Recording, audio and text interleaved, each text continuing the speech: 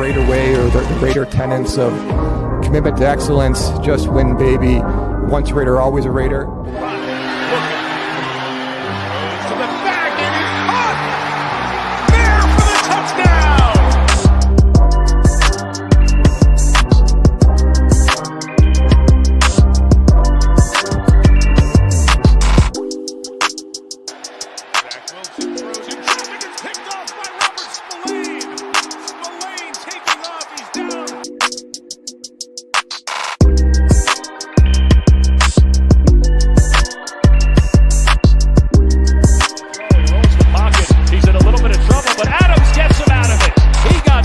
Secondary to the 23-yard.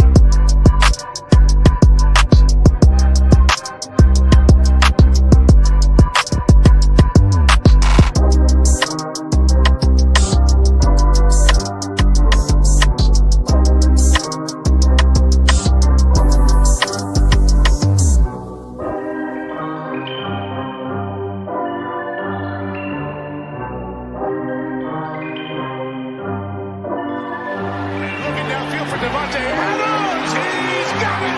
Touchdown, Raiders! Oh, a dice roll in Vegas for 6.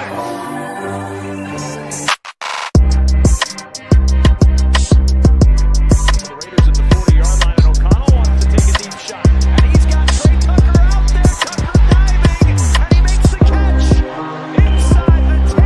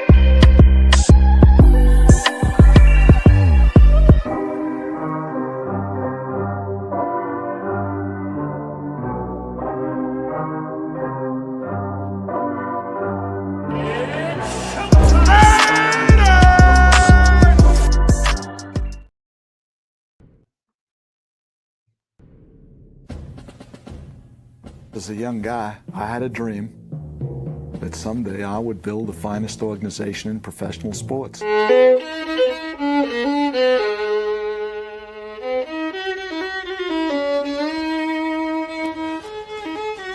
You know, that's where we really should move. That would stick it to him. Big birthday in Vegas this year. I love Vegas. The man who became defined by 3 words was ready to make history on that day. Just win, baby.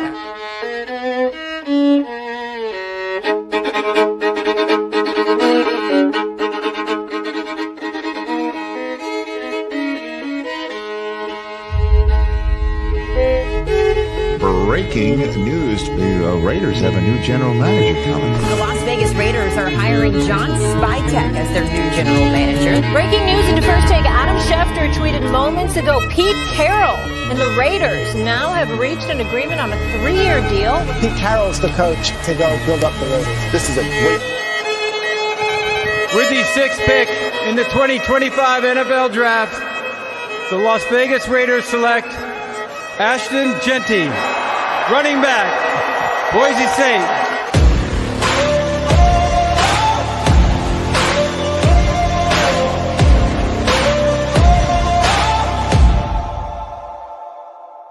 I've got that lightning inside me, son of a god. I'm like a titan that's rising, oh, just you watch. I'm stepping into fate.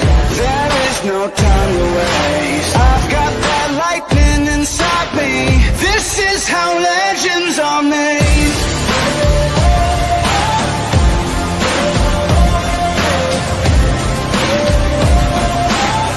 This is how legends are made.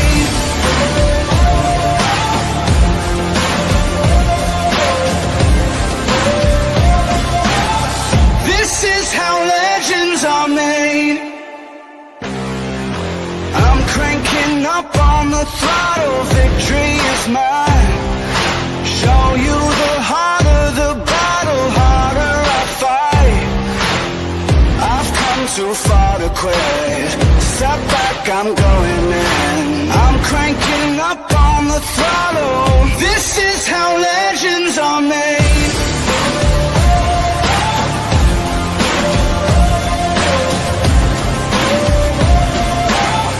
This is how legends are made. Salute Raider Nation. Appreciate you guys. Really do appreciate it. Salute to the mods. Salute to the people in the chat. Salute to everybody here on the panel. Salute Rudy. And salute to everybody out there. If you want to give a shout out, Rudy, you can. Yeah. Shout out to everybody who's watching right now. It's been a while since I've been on YouTube. Heck yeah. Well, we got a few topics that we're going to go over tonight, man. We're going to talk about the Raiders predictions, start out the obviously the live tonight. We'll go over the teams that are playing and who do we think is going to win, or if we're going to win that week. Then we're going to go on to O-line, running game, basically talk about the O-line and the run game, cornerback talk, safety talk, Christian Wilkins, Wilkerson. So pretty much basically going to be the topics that we're going to talk about here tonight. Outside of that, if you want to start out, with the record prediction right now? Yeah, it's a new team and everything, and I understand Pete Carroll's very competitive. This is a very difficult division. I predict if we're lucky, we might get 7 wins. It's better than 4 wins, though. 7's better than 4. But, this is a very difficult division. This was the AFC South. Raiders could get 10 wins if it was the AFC South, which is a pretty weak division. I mean, there are teams that were dead last, and then all of a sudden, they end up going number 1, like the Houston Texans. They were almost like dead last, and then they took the division by surprise. That is facts. Well, I think we can go over each game too. So I will talk about each game and what team I think is going to win, or who's going to win that game. But I'm kind of almost right there with him. But I have us being 8-9. But I do see we can be 9-8. But I don't think we're going to be any higher than that. I think that if people, the thing that always drives me crazy about Raider fans, man, is like they see a new head coach. They see us that we get these players. They see that we're doing the things right. So I get it. I get the hype is there, and I get that people are like, hey, man, we're going to go out there. We're going to be a better team. It's kind of like you said just a second ago, we were 4-13 last year. And if we were to get 7 wins, it's better than 4 wins, especially with all the change, all the coaching staff. I've said it. I mean, Jim Harbaugh, he's a different breed, dude. I told people the whole time, if people watched our lives, I told them the whole time, this guy is a guy that will come right in and change your shit right away. That's just who he is. He brings the package, man. He did it every single place he's been. Stanford, Niners, Michigan, Chargers now. Like he's done it everywhere. The guy is a very smart dude. He knows football very well. He's a winner. And I'm not saying Pete's not a winner, but everywhere Pete's gone, it's always been 2 years. If you give Pete 2 years, he's going to make your change drastically. Like he gets you a very good team, very good foundation. I've said it. I mean, I think it's going to take him a year to establish everything around fundamentals, just everybody learning their system. And I believe after that, then I can see us being a 10-win team or plus, but if we were to go out and have 8-9 wins this year with all the changes, all the people, I think that's a win 100%. There's some tough teams on this schedule, and people are like, oh, if we play the, Commanders and we can hold Jaden, we're going to get, man, Jaden's a special kid, dude. He can throw on the run. He can stay in the pocket. Jaden Daniels is going to be a very tough player, and to just count it like we're winning that game is crazy as hell. I believe that Washington will beat us in that game. I believe that if we go on the road to New England, I think our defense favors us to win that game because of Drake May. Like, Drake May's a good player, but he sees a lot of competition, man. Like, he's gonna get pressure. He's gonna throw interceptions. So I think having Malcolm Kuntz, Christian Wilkins, Max Crosby, Amari Gaynor, you got freaking Devin White now. You have Landon Roberts. I mean, you got some pretty fucking nice linebackers in that backfield that could get after the quarterback. They can rush. They can stay in coverage. I think Amari Gaynor is going to have a pretty big year this year. The dude is hustling in. That dude's posted my story and Instagram. He's posted my stuff on his page. Like, I've talked nothing about good things about him. I've said straight up, like, you watch the clips of this guy, this dude's going to be a great player, dude. Like, he's going to bring the heat. And I've said I can evaluate players very good, man. I've played the game. I know the players. I mean, I study them for a long time. When you can see certain players, when they make that change, man, like, they make a change and it changes everything for them. And this is something I think Gaynor, with this type of defense, with Pete Carroll, which is Pete Carroll's like the perfect young player coach. Like, he knows how to talk to them. He knows how to develop them. I think it's just the perfect settings. I mean, am I a Devin White fan? No, I'm not a Devin White fan.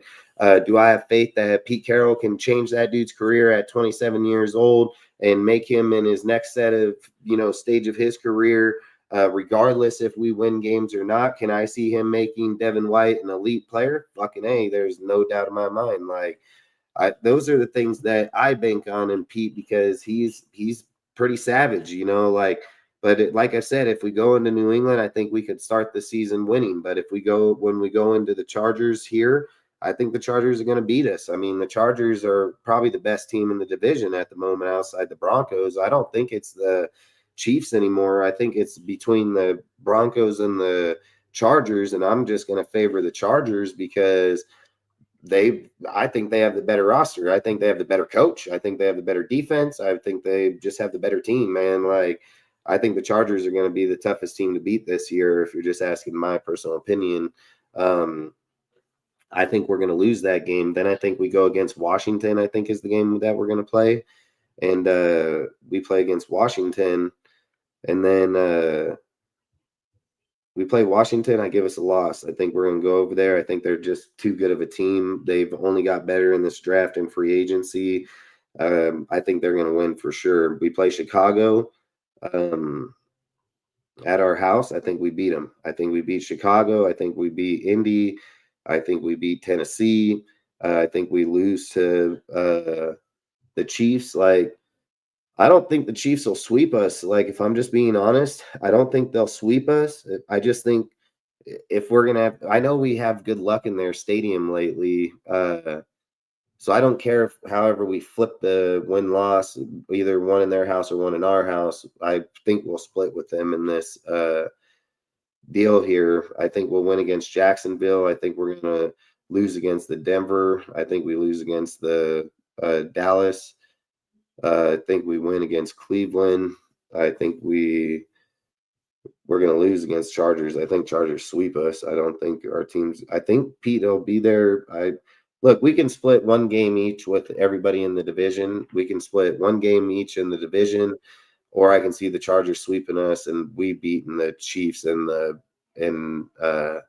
Denver. Like, or we can beat the Chargers once, but I'm just going to be real. Like, I'm going to be real. I'm not biased in any means about my team. I'm not biased about when I try to say I want the best to win versus losing. I'm just a realist, and I don't care how people feel about it. I don't care how, they can all have their feelings. That's what life is about. But I think if we're just looking at the Chargers, as much as may hate the team or all these things, Jim Harbaugh is a great coach. And I've said it, Jesse Minster is a phenomenal defensive coach, and he's only going to get better in this league. He'll be a head coach in no time. I'm in favor of them. I think we win in Denver. We beat Denver in our house. I think we'll beat them.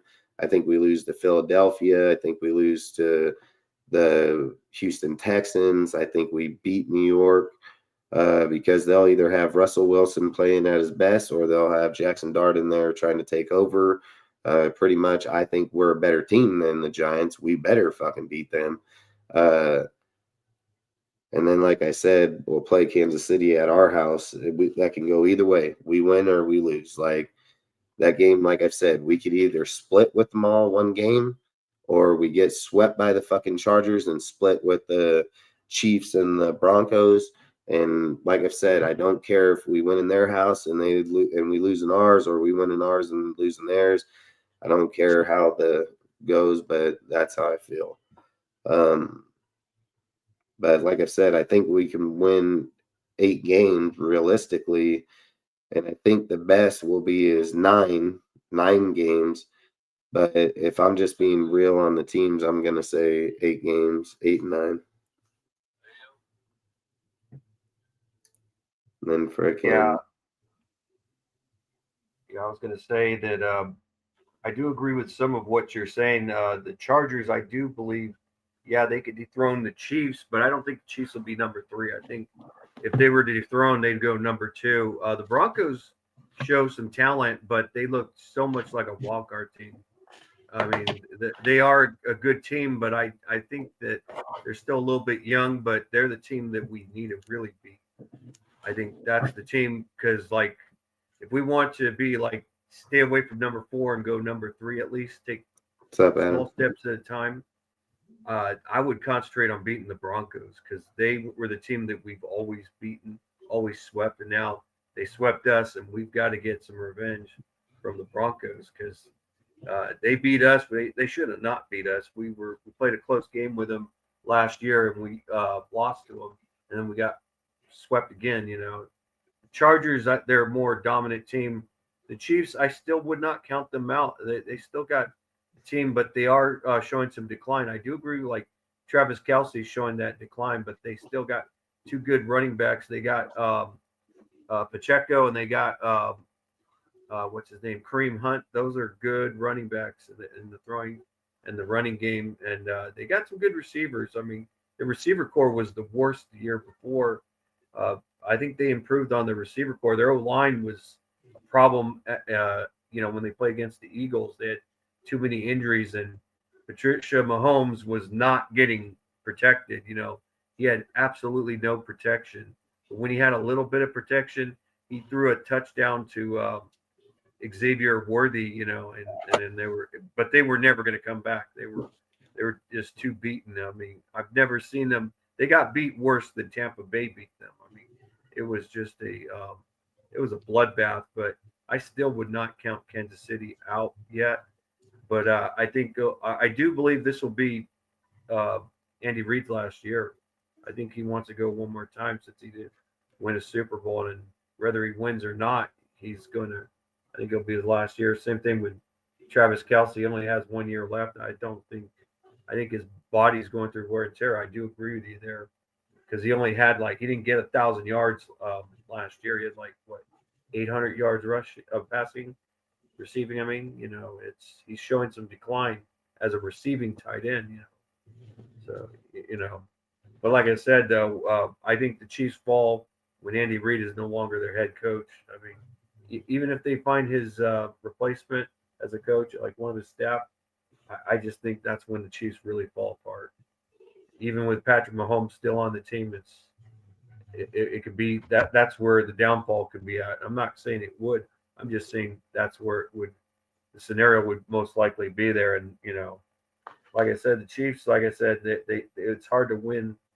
I was glad they lost, you know, because they would have had 2 Super Bowl wins over us, you know, and we only have 3. They got 4, but I'm just glad they lost. I thought they were going to beat the Eagles. And I was like, man, that O-line had no protection. It was just ridiculous. They didn't even blitz that much. And they still and Patty Cakes just couldn't throw the ball. He had no time to throw the ball. They just come at him like nothing. I've never seen,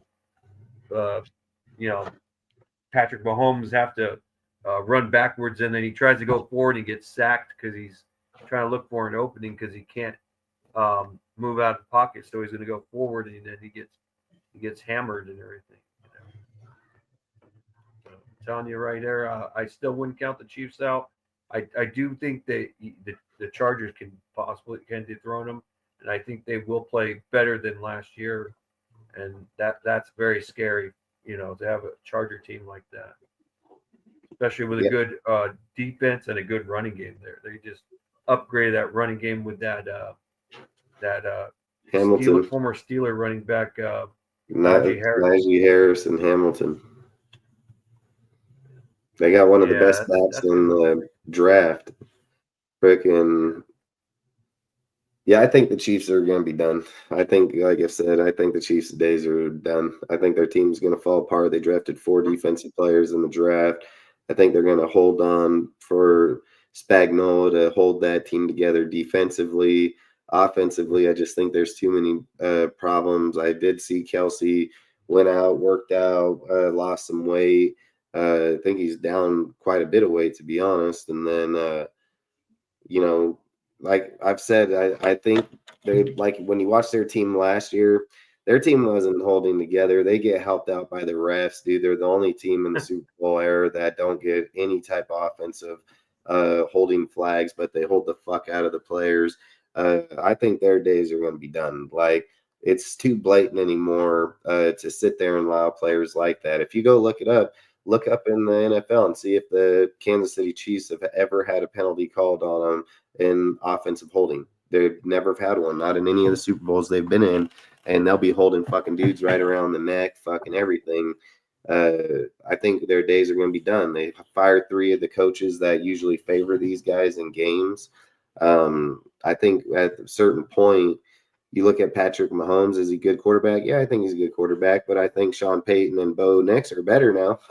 I think they're way better. I think their defense just smokes their fucking ass. It's not even close. I mean, they had one of the number 1 defenses last year, and they just went and upgraded with fucking Barron at the other corner.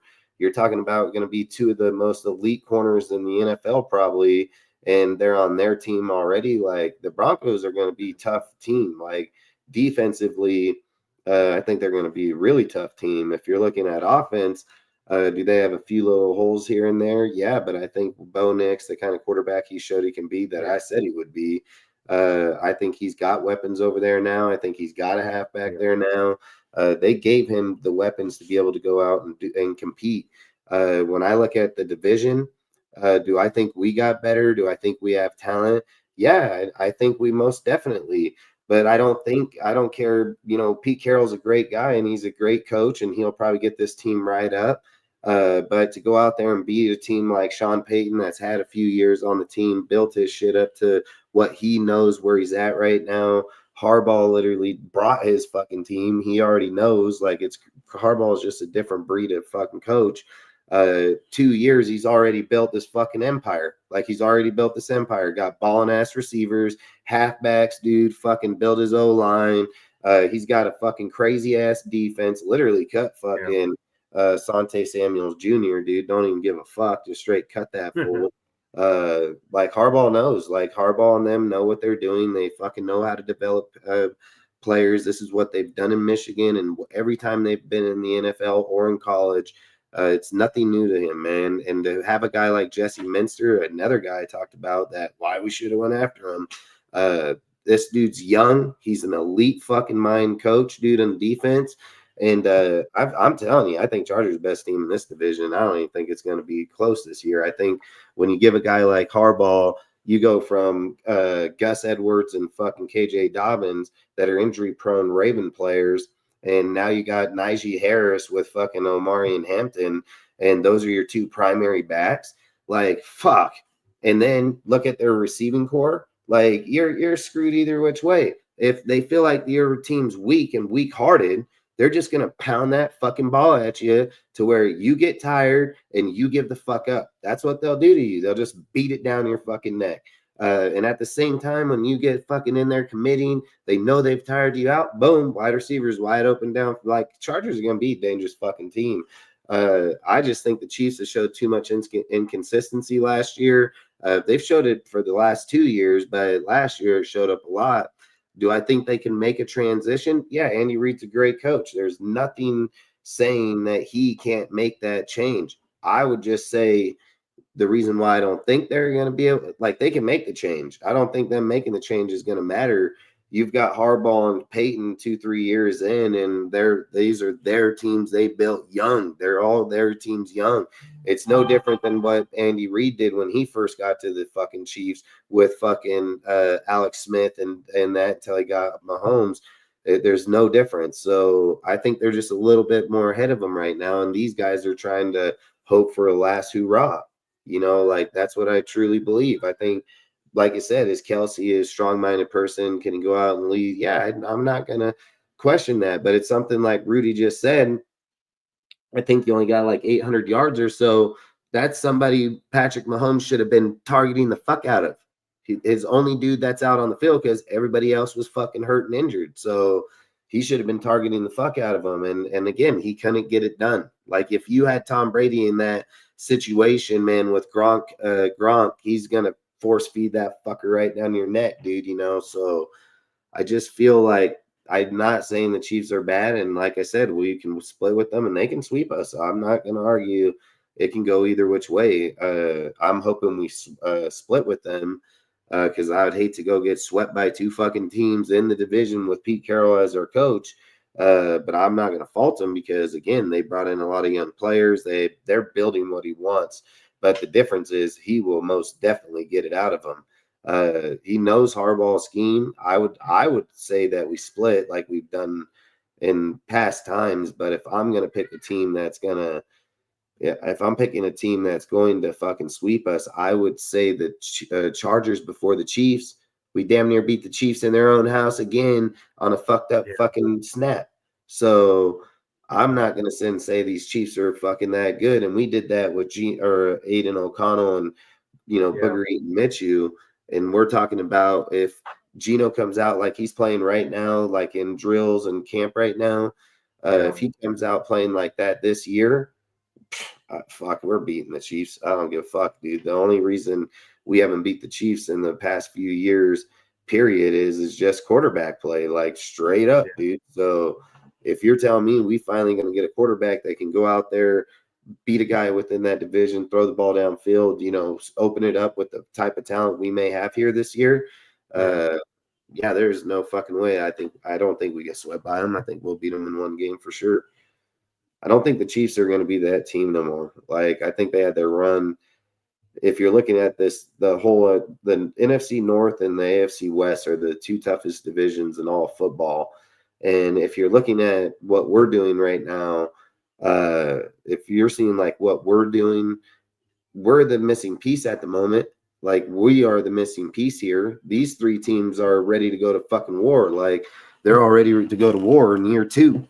Harbaugh year two, fucking Peyton, what is his 3 years? I think 3 years. Then you got fucking Andy over here just dominating. But it didn't take these guys long to get up and going. Like, if I told you guys, if we would have targeted Harbaugh, we would be up there fucking right now competing. But we didn't. We went with AP's trash ass, and that just fucking failed us. And then now we had to go with this regime, and they're going to have to build up like straight up. So, and there's nothing saying Geno goes out there and pulls a fucking Jimmy G or a fucking, Gardner, but we hope he doesn't, because I've always said, you're not coming from the fucking Seahawks, the Niners, or the Patriots. You're coming to the fucking Raiders, dude. Like, we're notorious for fucking just fucking people's careers up. So the only reason I would think that we'll have success here is just Chip Kelly. Chip Kelly's balled out everywhere he's been. He has top scoring in run and passing. The dude leads the league, dude, fucking either in third, fifth, seventh. I mean, the guy, he knows his offense. There's no fucking doubt about what he can put up in the offense. So if I'm sitting here saying you got Beck, Myers, you got Ash and Chenty now, you got fucking what's his name? Fucking Monster, you got fucking Tucker, you got freaking Michael Mayer. I think you should be able to go out and have a damn good year offensively. I think you have a good fucking team here. So I think we can be a good team. I just don't know if Geno is going to gel year fucking one with a bunch of people he's never fucking played with and go out there and just have this fucking crazy year. Like, the number one thing Raiders do is their hopes are fucking way too fucking high sometimes. Like, they sit there and be like, oh, we're going to go out there and we're going to win 15 fucking games. This guy ain't played with none of these motherfuckers. How the hell are we going to win 15 games, dude? Like, he ain't played with this fucking coach, you know, for people to say, like, oh, he knows his system, bullshit. No, the hell are you fucking going to be learning it right fucking now? Like, that's what he's going to be fucking doing.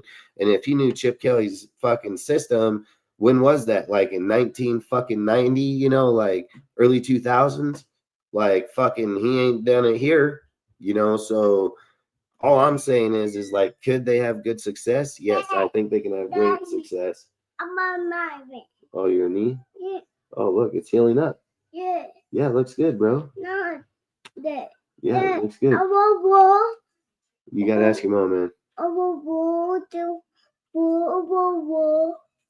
I want war. You want water? No, I want war. I want one. Oh, for your knee? Yeah. Oh, is it gonna be okay? Yeah. Yeah. I want war. Okay. What? You always be tripping on that deal, all right? Yeah. So look, what do you want? What? I want war. Well, you're gonna have to ask your mom, bro. I want war. I want war. I seen your bird feeder. Look at me. Look at me. I seen your bird. Hey, look right here. Look at me. Look at me. I seen your bird feeder out there today. Hey, look at me. Look at me. The wall. Yeah. I want war. Hey, look at me. You made a good bird feeder. You know that? Yeah. Yeah, you did a good job, bro. You did a really good job. I want war. Can you go get me soda? Go get me a root beer. Either way, frickin', look, man, I think we're a good team. I think like when Dante Thornton comes along, I think if Beck comes along, you have Bowers. I mean, you got Ashton Genty. Like, I believe we got a great core, man. Like, I believe we should have. I think we fucked up because what we should have did. Hey, go get me a root beer out of the fridge. Go open the fridge. No, I'll go get it. All right, I got it. It's cool. I got it. Yeah, but. All right now. Like, look, if we were smart, right? If we were, hold on, bro. If we were smart, and when we drafted Genty, we should have traded back up in the 24th fucking spot and drafted Jackson fucking Dart, man. Like, we shouldn't have let the Giants get him at the 25th. We should have taken that fool at the 24th, and I think we'd been way better set for the future. But at the end of the day, the players that we got, I'm not going to complain. I think Thornton's going to fucking be a great tall-bodied receiver that can stretch the field. I think he's going to do good. I think Beck is going to be a lot better than people realize. I think Beck is going to be an elite-ass fucking wide receiver. And I think Beck is going to surprise a lot of people. He was a tight end turned wide receiver, man. He's just like Brock Bowers, dude. He has same energy, same everything. I mean, I think Beck is special, man. That dude's going to be a really good player. And I think when you have a player like him and Jacoby that have two of the lowest drop rates, Beck only missed one play in college, and he has a 1.5% drop rate. And Jacoby got a 0 because he ain't drop any. So when you're matching two types of players like that, the only other player that had a better drop rate than Beck anyways was Higgins. So at the end of the day, I think we got a special player, and I think he's going to surprise a lot of people. He's just got a motor that don't ever quit. And I think the team is good. But the thing is can they learn Chip Kelly's offense? Can they be able to go into competitive games and play it out without no screw-ups? That's going to depend on how much they try or not. We're yet to see it, but I'm just saying I think we're behind at the moment, and I think it'll take a year at least for them to be able to gel like that to go be competitive. So if I'm just being realistic, I think we'll be in the bottom of the division again. I mean, at 3-3, depending on where the Chiefs end up, I mean, we can be buying a spot with them or by ourselves. But like you said, they're still a good team. They're still got good players. So I would be mind blown if we were ahead of them and they were in the 4th position. But I can most definitely see them being in the 3rd position for sure. Like, I strongly believe the Broncos and Chargers are the better team. Like, they got way better players. So, and at the moment, they're going to have better coaching. So I think if Bo Nix comes on like he showed he could this year and don't have his downfall, you better be fucking ready. So, and I believe that Chargers team is just going to beat that ball right down your throat. So they're going to be dangerous, man. But either way, fucking, if you want to talk about the O-line and the run game. Yeah. The O-line, the only thing that surprised me is I understand getting grab a drink. Caleb Rogers. Caleb Rogers was what we needed. I made a prediction. We were getting either a center or guard, one of the two, depending. Could have been a hybrid, but he's more of a guard and a tackle. So he could play tackle position. Caleb will hopefully be the left guard. Right now, he's just a backup left guard. But we got Meredith, who's supposedly a starter, but that can change in the preseason. I'd rather see if he can possibly be the starting left guard. The only thing that the guard position has been a problem for the Raiders. I think tackle's been actually more improved last year. But the guard is what I worry about, and that's what dictates the running game. And we did draft, like I said, Caleb Rogers, and I'm hoping he becomes the left starting guard. But right now that it's put at Meredith is the starting left guard, and they got Dylan Parham as the right guard. The only thing I don't like about Dylan Parham in the zone block offense is he's undersized. He's 6'3", 285 pounds. He got overpowered, got plowed. And I just think, like I say, guards need to be bigger, like 300 plus pounds. He's like 15 pounds underweight. I don't like his size. I think he fits better like Josh McGowan's system, the power block system. But he was playing the left guard position, and he switched from left to right guard. And I would rather put Thayer Munford as the right guard right now, or depending on someone else, because that's what I'm worried about is that right guard position, And I like DJ Glaze as the right tackle. He did a good job and everything. The thing I'm worried about is the guard positions. If we can improve that guard position, then Ashton Jeanty will have a good year. If he has a decent blocking, he will he'll at least get 1,000 yards. But if he has a really good consistent blocking, he could get over maybe well over 1,200, 1,500 yards, maybe more. But it depends. I've seen his strengths and weaknesses. I've watched the film on him. Once he passes the line of scrimmage, he's very dangerous. He's got really dangerous speed. He's like a speedy version of another running back that was the same size as him, former Jacksonville Jaguar. He actually played for the Raiders. Drew Jones. He is that same built size and everything, just the speedier version. He's hard to take down once he passes the line of scrimmage. The only thing is that if he doesn't get those good blocks, he's not like Josh Jacobs where he can rattle and shake, because Jacobs is a different running back, but he's not quick as Jeanty. Jeanty's quick, and Jeanty has good vision. Unlike like Zamir White, who doesn't follow the blocks, he's not patient. He just runs too quick, and then he runs into the blocker. He needs, you have to be patient. You don't have to run fast. You just have to be patient and then set the block. And then once he passes that line of scrimmage, he hits his burners, and then he can run for well over 15, maybe even way faster than Josh Jacobs. I think Jacobs, he was just I never had a problem with Jacobs. The only thing I didn't like about him was just mainly the attitude, but he was a good running back for us, best running back so far. But let's see if Jeanty can actually, dethrone Jacobs, because, I've seen Jeanty. I know some people don't like running backs small, but, he's 5'8", 5'9", and he's 211 pounds. But he's got great speed. He's got good hands, good and a vision. If we get a good blocking, he's going to have a good day. He could possibly, be in line for Rookie of the Year for offense. If we get this going, it'll be up to the coach.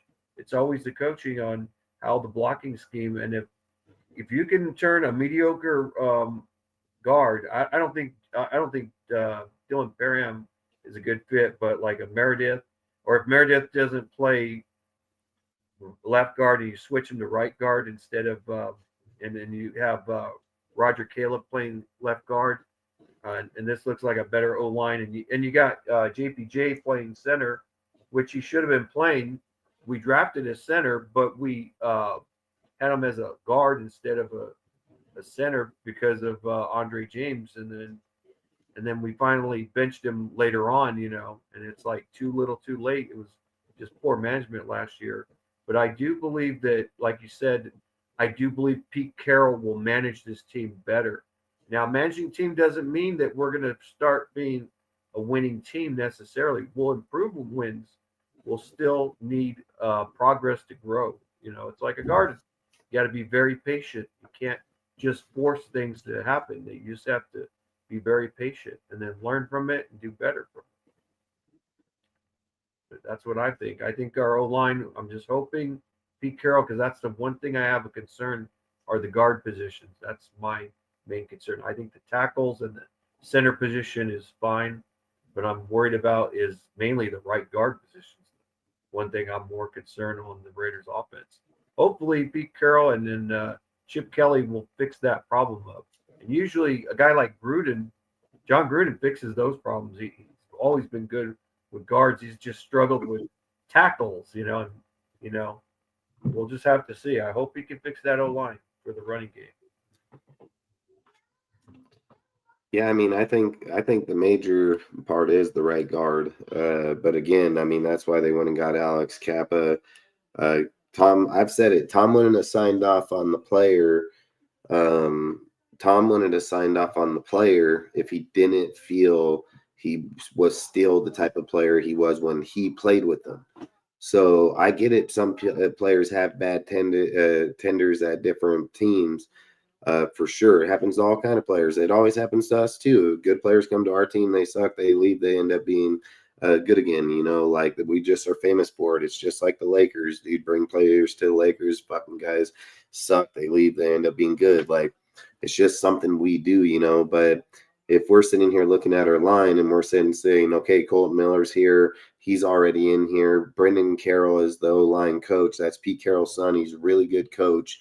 I think the O-line is going to be way better. It's not coached under AP and they're fucking trash people. Like, it's going to be a good, consistent team with continuity. Like, they're going to know who their players are to begin with. Salute, Mike. Appreciate you. Salute, Trap God. Salute, what is that? Cheeseman. Salute, Will. Everybody, Adam. Everybody, appreciate all you guys. So you're sitting there saying Colt Miller's in camp. He's already working out. He's getting the feel with Gino and everybody, with Beck, everybody. Like, he's here to play this year. So we're not worrying about him being overweight, not starting out. I said the minute after week 6, and he only gave up those 5 sacks, he never looked back again. Like, Colton's a good player. So if we're getting Colton, coming into this year looking for his contract, I think he's going to be playing some of his best football, if you ask me. Every time a player goes into his contract year, they play their best ball, period, and then maybe they fall off after that. But if I'm looking at it, I think he plays his best ball this year. It was like a post I made today about Jordan Meredith. I think Jordan Meredith holds the left guard position. When he came in last year, he earned a top 10 PFF grade among guards with 0 sacks allowed on 399 block pass snaps. Meredith is set to anchor down the O-line. His toughness, football IQ, versatility makes him a key piece for the Raiders, silver and black. At the end of the day, I think Meredith is a good player, and I think he earned his spot, and he's going to take that spot at the left guard.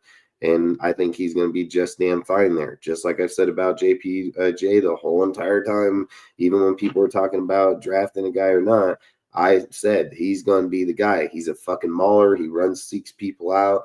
Like, this side on the left side is a good side. When you look at the right side, that's where all the questions come into play. Parham is too small. So there's a lot of reports that are coming out that state Parham may not even be on this motherfucking team when we hit preseason this year, or he'll play through preseason and they'll trade him due to the fact that if Kappa comes in here and plays, he's a run He's a run blocker. He'll maul the shit out of them. So he's going to hold there. DJ Glaze, I picked that guy. Everybody that was in the freaking deal last year when we were in the draft, I said we were going to draft that dude, and we fucking get him. He's not a bad player. Like, I believe I would move him to guard. I would take Glaze and move him to guard. I don't think he's going to have elite outside blocking dudes like fucking Cleo Mack or, you know, elite players. I don't think he's going to be able to do it at that high of level. Like, I believe if you were to move him into guard, just like I talked about earlier in the year, move him into the guard, let him take over that position because he's big body. He can hold his own. He most definitely going to hold his own there. And then let Grant take that right tackle position. Grant's going to be the dude that's going to take that spot, dude. He should be in that spot for damn sure. Salute James, salute Alice Ghost, salute Jack. Appreciate all you guys. I believe that if you were to put Grant on that right tackle position, he's going to be a dog, man. Like, he's going to be a real dog, dude. And I think Roberts as rotational player out on that line, like, I think they fix this line right away. Like, if you're just asking me, I think if Kappa shows up and you're sitting there saying that you got frickin' Roberts behind them, you got Grant, you got fucking JPJ, you got Meredith, you got Colton, you have your rotational players. I mean, like you said, Mumford's still on the line. You can still be a good team in the line. Most of the guy, like I said, if it goes Grant, DJ Glaze, and then fucking Kappa. I don't care how they play it like that. If it says DJ Glaze on the outside and goes Kappa, or if it goes Grant and Kappa, then JPJ, Meredith, and Colton, I think Genty's going for 1,000 easy. I think he gets his 1,000 yards easy. Like, I don't even think it's not even going to be funny. Like, I think if the line plays as good as it can play with those players on that front, even if you play DJ Glaze out there because of his experience, you're still getting 1,000. I think if Grant comes in, starts his first year out there, he still gets his 1,000. If Kappa comes in and he shows up at that guard, with them showing up at the tackle, they're getting their 1,000. You know, like, I don't think that there's really much of a scenario like in the rotation, because you have Roberts, you have Kappa, you have Glaze, you have Grant, you have multiple people that go. You still have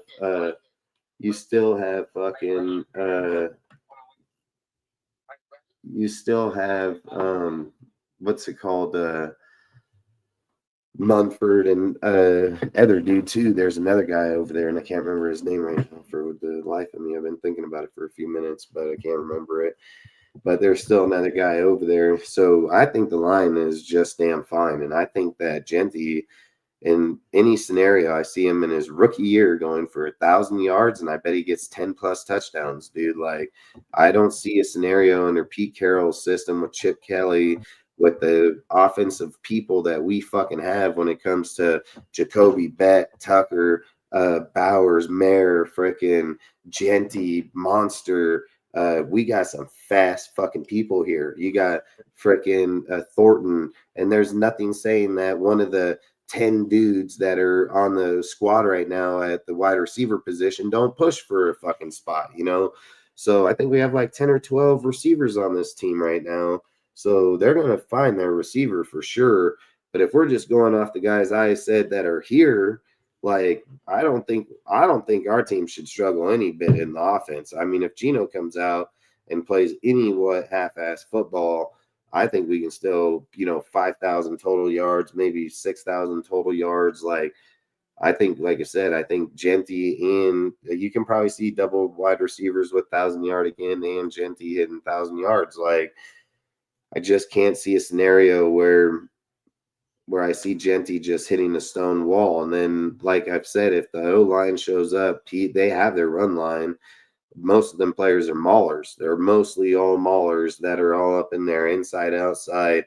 And I've said it, Genty isn't a Zamir White. He doesn't just fucking look in the hole that they tell him and then just say run right through it. Like, if Genty knows he can get through and hits a fucking guy head on, then he'll do it. But if he also knows that hole's closing up, he'll most definitely drop out and straight take off out to the left and take the fuck off. You know what I mean? Like, he's going to be gone. So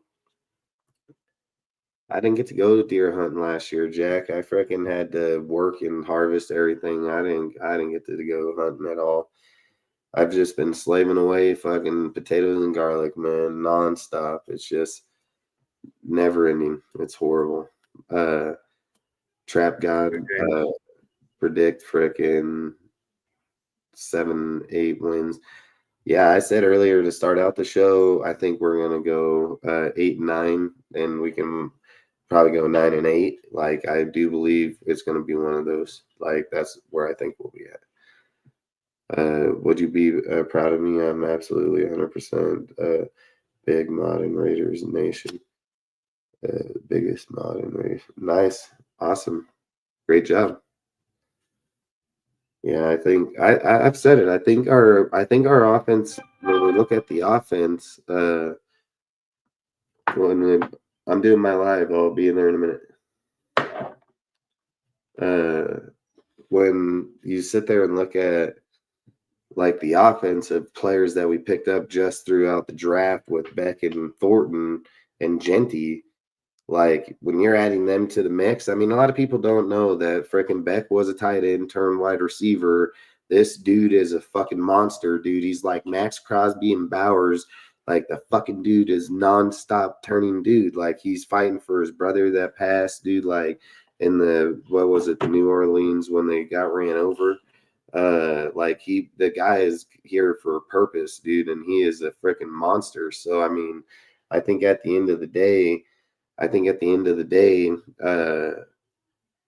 our offense is going to be good. Like, I can't see it not. Chip Kelly's always had a top offense, run game, pass game. I think there was only really 1 year when he was in the NFL, he was ranked around 24th or so, but everything after that, it was 1st, 3rd, 6th, 7th. Run and pass game, dude. Like, Chip Kelly knows how to run an offense. There's no doubt about it.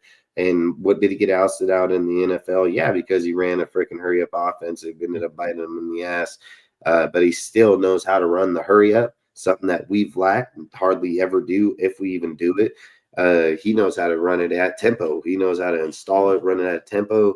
But the thing he showed when he went to Ohio is he knows how to play pass and play too. Like, he knows how to read up the field down. He knows how to get his team into the huddle and get a play out. Like, that's something he worked on in Ohio massively. So I think Chip, with all the players we have here, young, fucking just a little older, I think they're going to kick the shit out of people. You know, like the defense, I've said it. I think it's the cornerback position. The cornerback position has to be our weakest position at the moment. I have a lot of faith in Porter, but the biggest thing was Porter was a 3-year wide receiver, switched to corner in his 4th year, played good football, and then frickin' now we're trying to take a gamble on him because of the tangibles that he has, which is great, dude. Don't get me wrong. That's what the NFL is about. That's what coaching. I preach that all the time, that you want to be good coaches, you got to teach your players, dude. So to go out there and get a guy like Porter, do I think it was a great deal? Yeah, I think it was a great deal. But if I'm just being logic, I think our corners are going to start out with Bennett, frickin' Richardson, and Stokes. I think those will be our main 3 right there. Do I think we should go get a Stephen Gilmore or somebody that still plays at a high level that can come in here and try to win right away? Yeah, I would fucking do it for sure. The odds are Bennett's going to get hurt, dude. It's nothing against the guy. It's just some people are injury prone in football. It's not if, it's when. And, you know, people can say, well, he's a good player and he's going to be good at that. Hey, listen, the one thing he has shown is you can count on him getting injured. Like, that's what you can count on. He's been a 2-year player, and both years he's been injured the fucking rest of the whole season, you know? So you can't just bypass that. You can have one good game, man, but you're playing 34 games in 2 years. We can't sit here and say one good fucking game, you know? Like, that's not how it works. You know, the NFL is based on week-to-week action. You're as good as the last game you played. That's how the NFL is worked. It's not about, well, the guy had a game, you know, fucking once or twice this year. It's about the consistency going in each week, trying to be your best team forward, be competitive week in, week out. That's the thing I love about Pete and Chip, dude. They're going to be able to switch up their gameplay. I'm either run at you in this game, pass at you at this one, run and pass you and you. Like, that's the thing I really do like about that tangible. The defense, I've said it. I think Pete's going to most definitely help Patrick Graham change up some of his game scheme. And I think we will be better. But I've always said I don't try to be unrealistic. First year, good coaching staff, good players, I think would be 8, 9. And I think that it's going to take a minute to develop them. You know, like, I have a lot of confidence in the offense. I don't have the same confidence in the defense. I mean, you look at the defense, you go Max, that's been fucking injured the last 2 years, missed out the rest of the season. Can he be at a high level? Did he get shut down? Yeah, he got shut down, because if he didn't get shut down, we could have fucking probably lost him, period. You know, like, sometimes that's just the way it works. But do I think Max is on it? Yes, I think Max is a great player. Do I think Christian Wilkins is? Yes, I think he's a great player. Butler, great player. You know, look at Malcolm Kuntz. I think great player. So our front line is fucking looking nice. You know, like, there's no fucking doubt about it. And do I think they can make it the year? Yes, I do. I think Wilkins will be back. I've seen so many reports that say that whatever this one dude keeps talking about is crazy as fuck, as Vince and all these dudes are saying. Like, that's not true, that they've seen him in full participant. I've made posts about it, OTAs, everything. Like, they've said straight up, dude, that he is working with Max, went on to the podcast. Could he be in a walking boot at the moment? Yeah, maybe for protection, just so they don't fuck him up, you know, like, there's a lot of things that can happen in there. So that's all I would say in that aspect. I wouldn't read too much into it. Just like people were saying, Colton Miller's not going to be on the team. He's going to sit out because he didn't show up to voluntary OTAs, and then he shows up 2 days later. Like, people are going to talk, man, because that's what they're looking for. They're looking for the clicks. They're looking for the views. They're looking for the attraction. Like, I've seen too many things that said that in the locker room with Max working out, jams out to the podcast, fucking working during full OTAs with no walking boot, no nothing. He can just be doing it to protect himself so he doesn't get fucking hurt leading up to that point, you know? So I just think until we get to OTAs and he's not out there playing, I'd probably start worrying about it then, you know? But I still probably wouldn't worry about it, because I've said Tyree Wilson sits best at a D tackle than he does a DN, and he reminds me of a DeForest Buckner massively, and I would fucking not worry about the kid's going to be ready this year. I think he's going to most definitely, he's only gotten better every single year he's been here.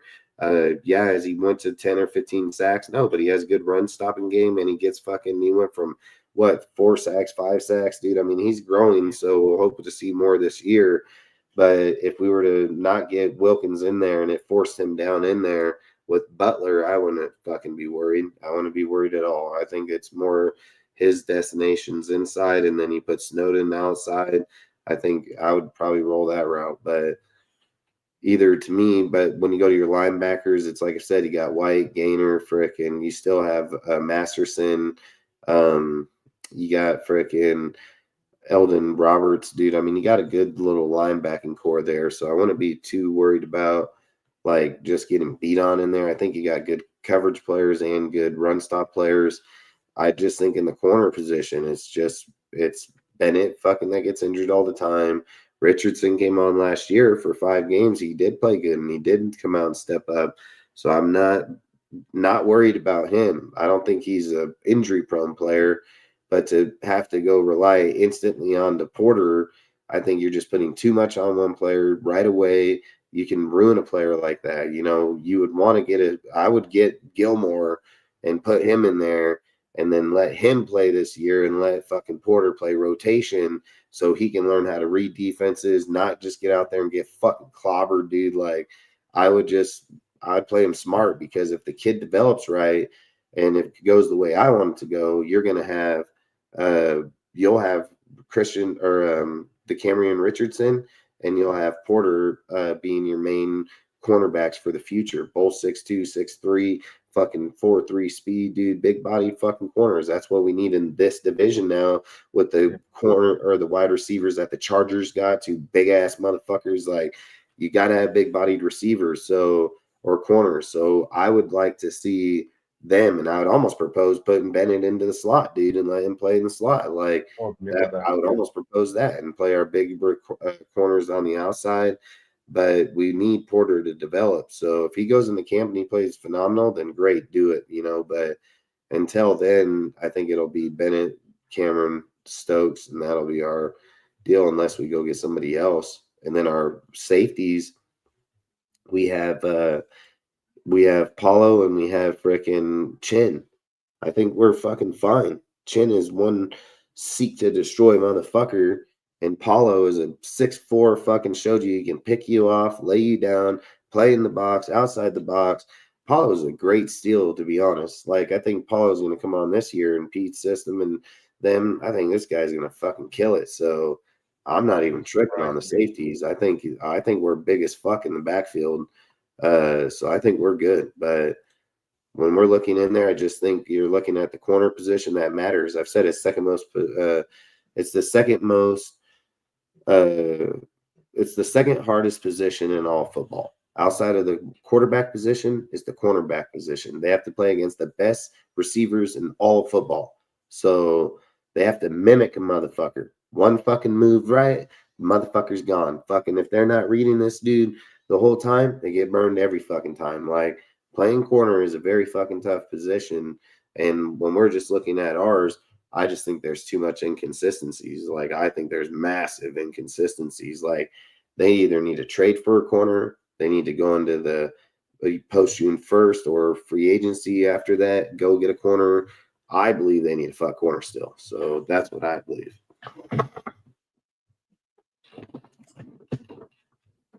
Yeah, I do agree the cornerback situation. That's why I was like, at first I was thinking, man, now we can try to get a Will Johnson in the second round. I didn't think he'd drop, and he did drop. But then we traded down twice in the second round, and, But yeah, the cornerback is the most important on defense. But yeah, like you said, quarterback is the most. And when we lost Derek Carr, we showed how mediocre we really were. Salute, Frank. But now we got like Geno Smith, who's just a hair not as good as Derek Carr, in my opinion. I do agree with you there. But if he could be utilized right, yeah, we could beat the Chiefs or anybody in our division. I mean, I think he's similar to Derek Carr, but not as athletic. But I think with Geno Smith, he was a player that just didn't get the opportunity, and he never developed until much later. And I do agree that Pete Carroll did make him a better quarterback. Yeah, I think he's going to make him a better quarterback. I think we're good, like I said, in the offensive side. When you go in the defensive side, I get Pete will establish a great defense. I'm not even going to question it. It's just, are they going to, like, the front line isn't a problem. The linebacker, a lot of change, a lot of fucking rotation there. There's a lot of new movement in there. I think it's pretty tough deal there when you got that much change there. And then it's the corners. Like, I'm excited about the safeties. Like, I'm really excited to watch Chin knock the shit out of people in fucking Raiders uniform.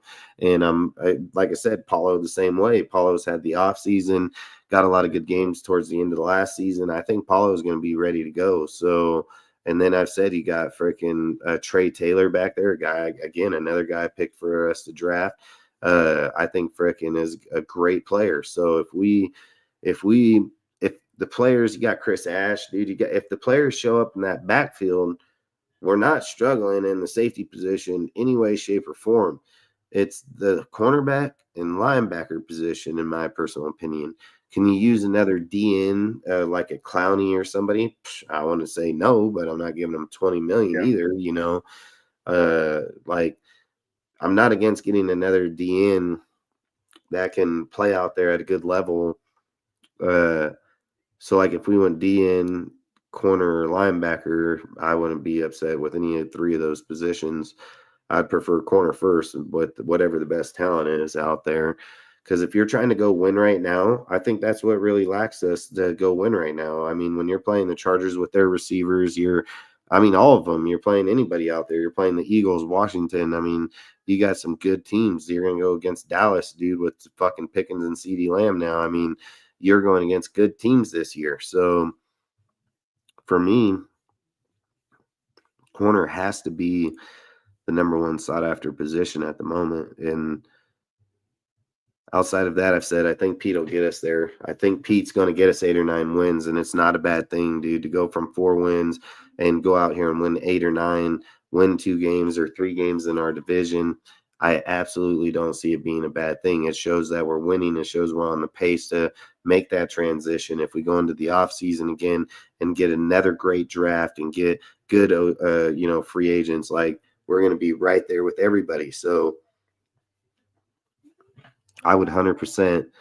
I think our team is there. I just think you got to develop now. You got to have a lot of games on the road that are tough games. I mean, we just got to be real, man. Like, I just think we got to be real. To go out there and say 11, 12 wins, that's saying like we're better than the Redskins right now with a team that's a proven team, dude, that Cliff Kingsbury literally just come out of fucking nowhere, dominate with Jaden Daniels. And there's nothing saying Jaden's going to be worse. There's only saying he's only going to be better, and only with all the players that they drafted, they are going to be better. So you just have to be real about certain games. Like, is New England a good team? Yeah, New England's a great team. I think they're way fucking better now. And I've said it. If people think that Josh McDaniels is over there in New England at the OC and that we're just going to go in there and beat them, that's crazy again. I've said Josh McDaniels might not be a great head coach, but there's nothing saying that Josh's offense doesn't win. Josh came in here. He led Derek Carr and fucking Devontae and Josh to fucking their best years of their career, pretty much. I've said it. If Derek Carr don't get benched for those last 2 games of the season, he breaks his record with fucking John Gruden. Derek Carr, like, Josh McDaniels is a good offensive coordinator. So for him to go in there and say, I get Stephen Diggs, Drake Mays, fucking, Stevenson and all my players over here, that we're not going to be better. Well, I'm going to say bullshit. What I'm going to bank on is our defense being able to pressure Drake May to win that game. I have faith that our defense can win that game, but you're still going to need corners out there to be able to slow them down so you can get pressure in there to get the quarterback. So I think we can do it, and I still believe we got like $36 million, so we can most definitely get another player. So I think they're just going to wait till post June 1st to be able to see who gets dropped, who wants to be traded, and I think that's who we target as a corner. I think in the linebackers, we're okay. I'm not going to argue. I would roll with them. I have no issue with it because coaching is developing, and there's some good players there to develop. So I would go with it. Oh, what the fuck? My ears started fucking itching hell bad. Yeah, the Patriots' biggest weakness was their tackle position. Ever since they lost, what's his name, Trent Brown and some other offensive linemen, they've had that protection problem. I think they did draft an O-lineman tackle, but if we attack their O-line really, really blitz on them hard, we can put a lot of pressure on Drake May. But Josh McDaniels, yes, he's a proven offensive mind and everything. Only thing was he was a terrible Raider. I appreciate you, bro. Coach, and I said it for 1,000 times and nobody believed me. He's not a good head coach. The history was in the proof with Denver. He's not meant to be a head coach. He's proven it already. He's better where he stays at. Some people are just not meant to be coaches. Just like what's his name that was with Denver, his great defensive mind coach. Was it Vic Fangio? Great defensive mind. Terrible head coach. But it's just the way it is. Whether it's offense or defense, coaches got to be able to have good communication with their staff members and everything. Josh McDaniels, that was his biggest problem, was lack of communication with his staff. But when he concentrates on all the offensive spectrum, yes, he's really good. And I think he didn't fit well with the Rams when he was their OC, but when he went back to Bill Belichick, he fit real well. He had better understanding. I'm trying charisma with the Patriots. So yeah, he'll probably have good charisma with Coach. What's his name? God dang it, their new head coach, former linebacker, tight end. That's now their head coach. What's his name? Vrabel. Yeah, Vrabel. Vrabel will be. I think that they'll probably. I don't think they'll be great, but I think they could be like maybe second or third place in their division. I think Buffalo Bills are the main ones. Hey, what's up, LA Spike? But yeah, I do think that they will be improved, but I don't know. Spike. Yeah, I think they'll their division. The only tough team that's really there is mostly Buffalo and Miami. They've fallen apart, and Tyreek Hill, he's crying like he wants to be traded and all that. He does not want to be in Miami anymore. You know, if he wants to go to the Chiefs, he better take a really big pay cut.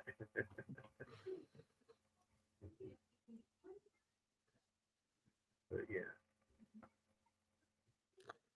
Yeah, because we play some fucking tough teams, dude. Like, we're gonna have a tough schedule. Like, if we got the damn Niners schedule, we'd probably be in the playoffs, you know. But the facts that we got who we got, man, that's gonna be tough. You know, I mean, you look at it, our halfback, dude, we got a 4-3 halfback, dude, and freaking monster. Yeah, the guy that rushed for 21 touchdowns just 2 years ago. He was due to injury last year, but still he knows freaking Chip's offense. He's played in it with the Eagles. He played in it with the Niners. He's going to play with it here in the Raiders. Yeah, he's a really good halfback to go with Genty. So I think for us to get Genty and get Monster, yeah, easily the best halfback group that we've had in a minute. So, and then we still have Sincere McCormick behind them, depending on what they can do with White. You know, you may have a pretty good team back there. I've said I would make White a fullback if it was me. The guy is fucking blind. He can't fucking hit a hole to save his life, dude. Not even if it was he's a good blocker, though. Yeah, and that's why I think if I was them, I would just put him at fullback and play him in certain schemes like that because you can use him as power back, and I think that's probably where he needs to be. I think Sincere McCormick, dude, I said he had 2 2,500-yard seasons at UTSA, but he's a great player. He was lacked to injuries too, but if he's to show up here in this lineup and you're saying you got Monster, Sincere, and you got Genty, I mean, we're going to have great halfback room. So I think this team just stepped up a lot from where we were last year to where we will be this year, halfback-wise, easily. If we go to the quarter or the receivers, man, when we're sitting there saying, man, we didn't have nobody last year. Now we have Beck and Mayer. I think Jacoby Myers, I think that's a great tandem just between those two. And if you're running split tight ends, 12 personnel, then you're going to have, again, Mayer and Bowers. Like, no matter how you're moving our players around, you're looking at, okay, I'm going to run Beck and I'm going to run Jacoby outside, but then I also got the likes of Tucker and I got the likes of Thornton. Again, 2 speed-ass receivers, one short, one big. Like, we have so many different personnels, how you can run this offense. And then Geno, as much as I'm not a Geno fan, he still has done good. He's done good. He's shown that he can play a good level. Did Pete help change his career and be better? Yeah. And does he have the patience? Is he a team guy? Yes, I believe in Geno. Like, as much as I don't, I do. Like, I don't look at Geno like I looked at Gardner instantly. Like I told everybody, straight fucking trash. But at the end of the day, if I'm looking at Geno, do I know the tangibles that he can be Gardner and be a Jimmy G? Oh, hell yeah, he can be instantly. Do I have faith that he won't be? Yes. I think he likes Pete. I think he likes, trying and win for Pete because Pete's a really good person. I think he's going to try his hardest. I think with Chip Kelly, it's going to be a great offense to be in. It's going to allow him to be protected in the run and in the pass. Can he still use his legs to be mobile? Yeah. I mean, I think this only favors Geno as a quarterback. So I think if Geno was going somewhere else and, he wasn't with the Kyle or Andy or somebody of that factor, like watch Gardner. Gardner will be a better player. Gardner will be a better player with Andy Reid than he was here. Like that'd just be facts, and it's just because Andy Reid knows how to scheme a player to not put the ball in bad situations. We don't have a guy to do that. So we had fucking Luke Getsy over here trying to teach Gardner to be a good quarterback. It just wasn't fucking happening. So at the end of the day, I think this coaching staff, when you're sitting there saying Pete Carroll, fucking Chip Kelly, Greg Olson, fucking Nate Carroll, you got great, all kind of good fucking coaches right there in that backfield for your quarterback. So I think, like I've said, Aiden will probably have his best year right here this year if Geno goes down. Like Aiden will take that field and Aiden will fucking win games for damn sure. But we can't sit and keep always saying, well, if Aiden gets a chance, we have to hope that Geno is the main fucking guy. Geno comes out here, Geno wins. And if Geno's to get hurt, we have a great backup for this year being Aiden O'Connell. So I've said it. I wish Aiden can beat him in camp. Like I wish it would be a battle where he can win. But we just got to let it play out and see who the best man is, but from everything I've heard, Geno's been killing it in these little OTA camps, dude, here in the last few weeks. And I wouldn't be surprised for him to have one of his best years yet, period. 4,000 yards, fucking pushing 30 touchdowns. I mean, I think Geno can most definitely get it done. But I've said it. Our problem has never been the offense with the Raiders. Raiders always put up big points. Look at Derek Carr. Derek Carr didn't get 35,000 yards being a fucking Raider because he couldn't throw the fucking ball. He most definitely can throw the ball. It's the defense. Can the defense hold up and win games? Is that what's going to happen here this year? So if that's able to happen, we'll be a good team to be with. But I just said I think it'll be a little bit back and forth of developing, just getting caught out of plays at certain points, going on the road for too many times and playing against good teams. There's going to be things that are just too much in 1 year, I would hope, dream like everybody else. Do I wish that they'll come out and win on the road and go into Washington and beat them in their house? Yeah, I wish the same just like you guys. But if we're just putting pen to paper and we're talking real, to be honest, to, know where our team is valued at and know expectation, 8-9 for me, because I just think there's too many games here this year that are too tough. And I'm not going to look at Philadelphia, Washington, or the Chargers or Broncos and just say, we're going to beat them, fuck, the only thing that's going to allow us to beat our divisional players is that we play them twice. That's the only advantage we got, is we know how we played them the first time, so we should have a better chance playing them the second time. But we don't play Philly. We don't play teams like that. And if you look at the opening to sit and say to start out the season against New England, the Chargers and frickin' Washington, there's nothing saying we don't start 0-3, and then to hope against the Brown or the Bears. What is it? Bears fucking Bears, Colts, fucking Jacksonville. There's nothing saying we can't be 3-3. You know what I mean? So I don't know, man. There's a lot of ways this fucking season can go really quick. So I'm just gonna hold at the 8 wins. But I've said it. There's nothing saying we don't start 0-3, and there's nothing saying that we can't start 1-2. There's so many scenarios here. Look, I get it. We're pegged to beat the Colts, but the Colts can be a better team, way better team. They got better players. They got better people. They just need a coach, or a quarterback. That's what they fucking lack. AR is trash as fuck. I would roll with fucking Chase Daniels or Daniel Jones if it was me. If I was the Colts, I would straight up take Daniel Jones over AR any day of the week. So, but either way, man, like there's so many ways that a game we should have won, we lose, and the game that we should lose, we win. So like I said, if we were to lose against the Colts, a game that we were supposed to win, and then we beat the Cowgirls, however you want to switch a game up here or there. But there's not very many games you can do that with in this fucking deal. Like, we're hoping we beat the Giants. There's nothing saying that Russell and that team turns it around, or there's nothing that saying that Jackson Dart gets in there mid-year and just lights it the fuck up. I mean, there's nothing granting us that fucking win at that deal. We're hoping, but to sit in the last 5 games of the season, fuck, we can be 0-5 in those last 5 games. Easy. So I said I'm hoping for the best. I think we have the team. I think we have all the players, the people, but you can't just underestimate developing players. You have to straight up develop. So I just thought I was losing my mind. Sorry, folks. Snake did not retire as a Raider, unfortunately.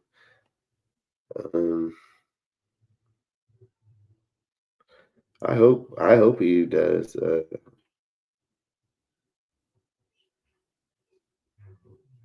Yeah, straight up facts, Jack. I'm down talk hunting all the time, bro. I would. Yeah, the last 5 games are gonna be tough as hell. Like, it's gonna be tough as hell, and the only game granting us a win is that damn Giants game. So it's gonna be tough. But I've said it. I mean, this year's team, like, if I'm a Raiders fan going into this year,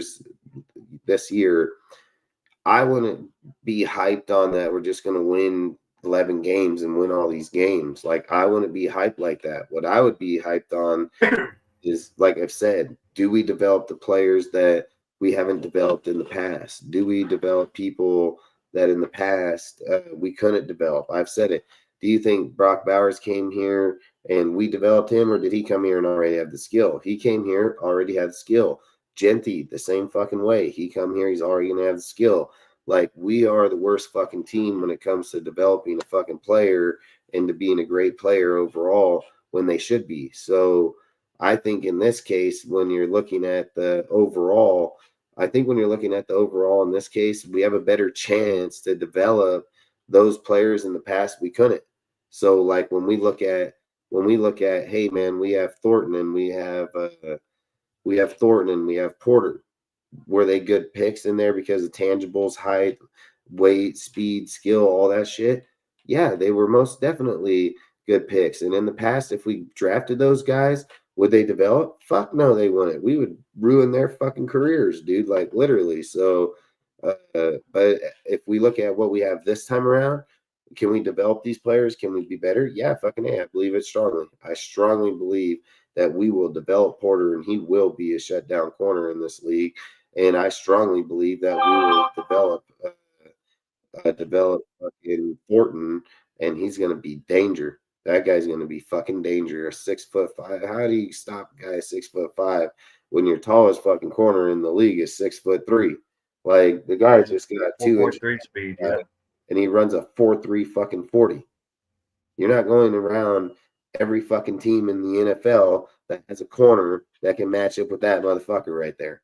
If he ever pulls it together where he has the speed, the catching, the route, which he has it already, he just got to find definitely in the NFL. But he's going to be danger, man. He's going to be danger, and he's going to be hard as hell to stop. So I've said it. I hope we can develop Porter into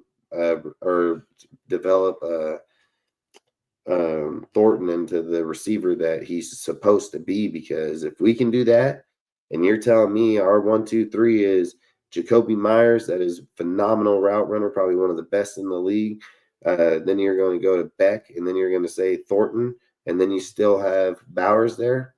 Oh my God, dude. Receiving wise, I don't know how you keep up with it, so I think a lot of people are going to be very shocked about Beck, dude. I think Beck is going to surprise a lot of people, man. He is a tough motherfucker, man. So I ain't going to lie, man. I think we can go in and be 1-1 with our whole division. Like, I do believe we can. It's just, will all the players show up? We can talk them into hype. We can talk them up into hoping they're going to be great, but there's nothing indicating that they will be, and there's nothing saying that people don't struggle. Everybody said this about AP, and we fell flat on our fucking face. Yeah. I've had criticism of AP because he just doesn't. He's not organized. His self-awareness doesn't call I'm going to run timeouts. in and grab me another drink real quick. Yeah, no problem. Yeah, AP, he just was not consistent as a head coach. And when you have an inconsistent, inexperienced, a guy that's never led before, except for in maybe high school or college, maybe. But at the NFL, it's a different level. And he proved it already. Even when we played the Colts and all that, he was very inconsistent. But we could have beaten the Colts, and we would have been a number 7 seed if we had won against the Colts with Aiden O'Connell, after Josh McDaniels was fired and everything, I was in Alaska back then, and we could have we could have been a wild card team. That's the crazy thing. Probably didn't belong, but the Colts, they didn't belong either. We were not a good team, but we could have beat the Colts. And then Garbage Minshew was on the Colts at that time. Then we ended up getting him, crazy. But yeah. And hopefully, with what's going on, we will, if we can get this passing, and I do think Geno Smith is an upgrade, most definitely, over Garbage Minshew and even Jimmy Garoppolo. Now, Derek Carr, that's different. That's not realistic. I think that Derek Carr was been the sacrificial lamb as being the problem for the Raiders, but the truth was it started out from Mark Davis all the way to mismanagement of coaches and general managers, But and the quarterback became our problem once Derek Carr was gone. That's been our problem. We always get talented receivers, tight ends, running backs, but then we just quarterback. Quarterback is like the best gun. We had Derek Carr was a Beretta, and then what do? We get a busted up, ugly looking, rusted 22 gun when you had a Beretta, which is way better than some small rusty 22 gun, or I take that back. A BB gun is what Garbage Minshew was. I mean, Aiden O'Connell, I like Aiden. I think he wasn't given the opportunity to succeed or fail when they had Garbage Minshew playing. I think he was I know some people think that both Garbage Minshew and Aiden were at similar level. They were not. Aiden was way better than Garbage Minshew. I mean, Aiden. The problem with him, I only worry about him is his awareness on the field. That's the thing. He's just got to improve. He's still a young guy too, but it's up to Pete Carroll though. This is now his team. This isn't like this is not AP's team. This is not Josh McDaniels' team.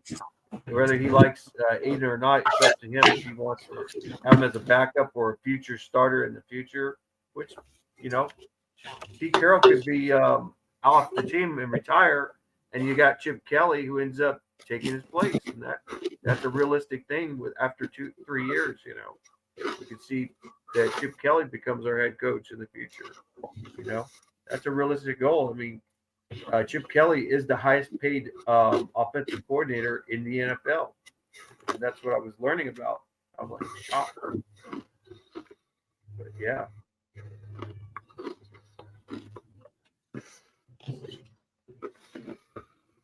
If you have Chip taking over the team in the next few years, I think it'll be your best option. And not only that, Rob Leonard would be another good option too. Taking over the defense as defensive coordinator / head coach. He can just coach and play with everybody on the team. So I want to be against him. I don't want Patrick Graham. Get him a job somewhere else. He can go get a job somewhere else. Yeah, Patrick Graham, I know some people, thought he could be a head coach, but I didn't think so. I think he just likes being a GM, a defensive coordinator. That's just what he is. He's just a defensive coordinator. I mean, just like Vic Fangio, he was not meant to be a head coach. He was meant to stay as a defensive coordinator. Just there's a lot of greats defensive coordinators that just were not head coach material. I mean, there was the Dick LeBeau. He was a great defensive coordinator for the Steelers. He never wanted to be a head coach. He liked being a defensive coordinator. You know, he was he was a great defensive mind, and and like I said, just because they play great in that position doesn't always make them head coach material. It's up to the coach if he wants to take it to the next level and have good communication skills. That's one thing that head coach has to do. He has a good communication skills with his staff, and he's also got to be organized, got to be aware on both spectrums, the offense and defense. And that AP, man, he was clueless. It was like he was straight up clueless, didn't know what the fuck he was doing, He was just like, I mean, he wasn't aware of the time. Like when we were playing the Colts, we had plenty of time to come back, and we could have beaten the Colts. And of course, we'd be the number 7 seed. But we would probably lost to the next team because we did not belong at that time. You had Aiden, rookie quarterback, played pretty good, but you have him with an inexperienced head coach, and you have an inexperienced quarterback going to the playoffs. It's just not But you know what though? You like to see when you fail, you can learn to succeed. You have to lose sometimes in order to win. And I felt like AP win games we shouldn't have won games, and then lose games that we should have won. If we don't beat the fucking salute Ozzy. If we don't beat salute Ozzy, if we don't beat the Browns, we have the 2nd overall pick. But the fact that we beat the Browns, we have the 6th overall pick. It was just a bunch of shit. AP talked about outside noise, that he wasn't getting fired, but he went and won those games. He knew he was getting fired, Yeah, it's crazy. There's a team we should have lost to. That was the Ravens. I was shocked we lost to the Ravens. I mean, we beat the Ravens. We should have lost to them, and then we lost to Carolina. That was shocking right there. Because I thought we should have beat Carolina, but we'd lose to the Ravens, and it went the other way around. That was shocking. And I'm thinking the Ravens, man, they lost to us, man. They have no business in the playoffs, and all of a sudden they're playing like a different ballgame. They're not that same team that played against us, They looked a lot better. The last time we played the Patriots and won was when Jacoby Myers threw Chandler Jones the football, and he dirted fucking Mac Jones and went on for the touchdown. Yeah. Now we're gonna have Jacoby on our team kicking their ass. Like, it's gonna be crazy shit. Yeah. Yeah. The only thing, like with the Patriots, their biggest weakness is their O-line. I mean, with the tackle positions, the Raiders didn't want to do is attack them where they're weak at. I know it sounds bad, but that's where I would do. I'd just put the pressure on Drake May, and put that pressure completely on him, make him throw interceptions and incomplete passes, make him go 3 and out, But we'll have to see if we're going to be more. I think Pete Carroll wants to make us more of a running team, though. That's what it looks like, It's going to be a interesting transition. Over there in Foxborough, we want to most definitely run the ball. I mean, Jim Harbaugh, he turned the Chargers into a running team. They were never a running team since LaDainian Tomlinson or Gordon, whatever his name is. Gordon had 1,000 yard rushing, and that was it. And he was a fumbler, of course, but they never were a running team. And he turned them into a running team pretty quickly. I mean, the Chargers, they had a lot of talent. They just were, they had the quarterback, and that's why Jim Harbaugh wanted to go there, because they had a true franchise quarterback, with Justin Herbert. That's what tracked Harbaugh. But we could have still got Jim Harbaugh by throwing out some more cash on him and give him more control, and he would have took it over on a team. It pissed me off that we stuck with AP. We could have gotten even not AP, Jim Harbaugh before Josh McDaniels too. I would have said I'd go. I wouldn't even have Josh McDaniels right there. I would just say hell no, because I never liked Josh McDaniels. I knew his history, and I talked to a Green Bay Packer fan. He told me that he applied there with the Packers, and then Packers said hell no to him. None of the co-teams wanted Josh McDaniels because of his history with Denver. What I would love? What I would love to have happen when I was just sitting here thinking about it. I'm like, what if Pete coaches for like 2-3 years? He's getting ready to retire. Jesse Minster over at the Chargers, he gets a chance to become defensive coordinator, head coach. I would fucking take that guy to replace Pete. Like, I would take him in a heartbeat. But there's certain people, man, out there that can just make your team good instantly, and those kind of people are. And our defense, man, we've had good defense. It's just we can't keep it together the whole entire time. It's just like the offense, it's like why part of me is kind of bummed, like I love the Chip Kelly pick. Why didn't we have a defensive pick to go along with it? But I get it. I know that they want to give Graham the chance and all these things, but and again, it's going to be more Pete Carroll's type shit. It's his defense. I mean, it's Pete, dude. Yeah. So at the end of the day, we're getting a good defensive coordinator in Pete. But Pete establishes his culture, establishes his system, and then lets them run it. He just be a coach on the sideline, So I don't know. I would love to get Jesse Minster to replace him as the long-term coach, defense, because that's why I kind of favor somebody like Rob Leonard. But you got to still get him up to date of calling plays and being a defensive coordinator. We can't think that if we go get John Harbaugh, because he was special teams coach, that he's just going to go out and be this great head coach. We can't look at that just because one guy did it. There's been a lot of coaches in those times that none of them's done it, So I would want to go with someone proven. And if it ain't Chip Kelly, I would like it to be fucking Minster, Jesse Minster. Yeah. I got a text from Harvey. He wanted to say hello to everybody. He lives on the East Coast in Georgia. He couldn't stay up real late. Hell yeah. Salute.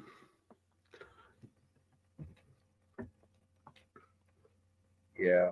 It's crazy. It's really hard to replace a coach. I mean, just like Andy Reid, when he's gone, it'll be hard to find his replacement. And they'll go with Steve Spagnuolo. That's probably why he didn't take a head coaching job, because they're like, hey, if he retires, you can have the head coaching job. Like, that's what I strongly believe. Yeah. Saints screwed up with Sean Payton. They promoted him and didn't play him. And then eventually Denver waited for his contract to be up, and they got him. And, I was like wanting to get Sean Payton, because I like Sean Payton or even Jim Harbaugh. Those were good guys, and they were better than what we had, with Josh McDaniels and even AP. But man, this is a very difficult division. I really do hope Pete Carroll seems like he brings out the best out of people, and I hope that is good enough to make us a winning team. But like I said, I don't put everything on the table, but I'd like to see us do good.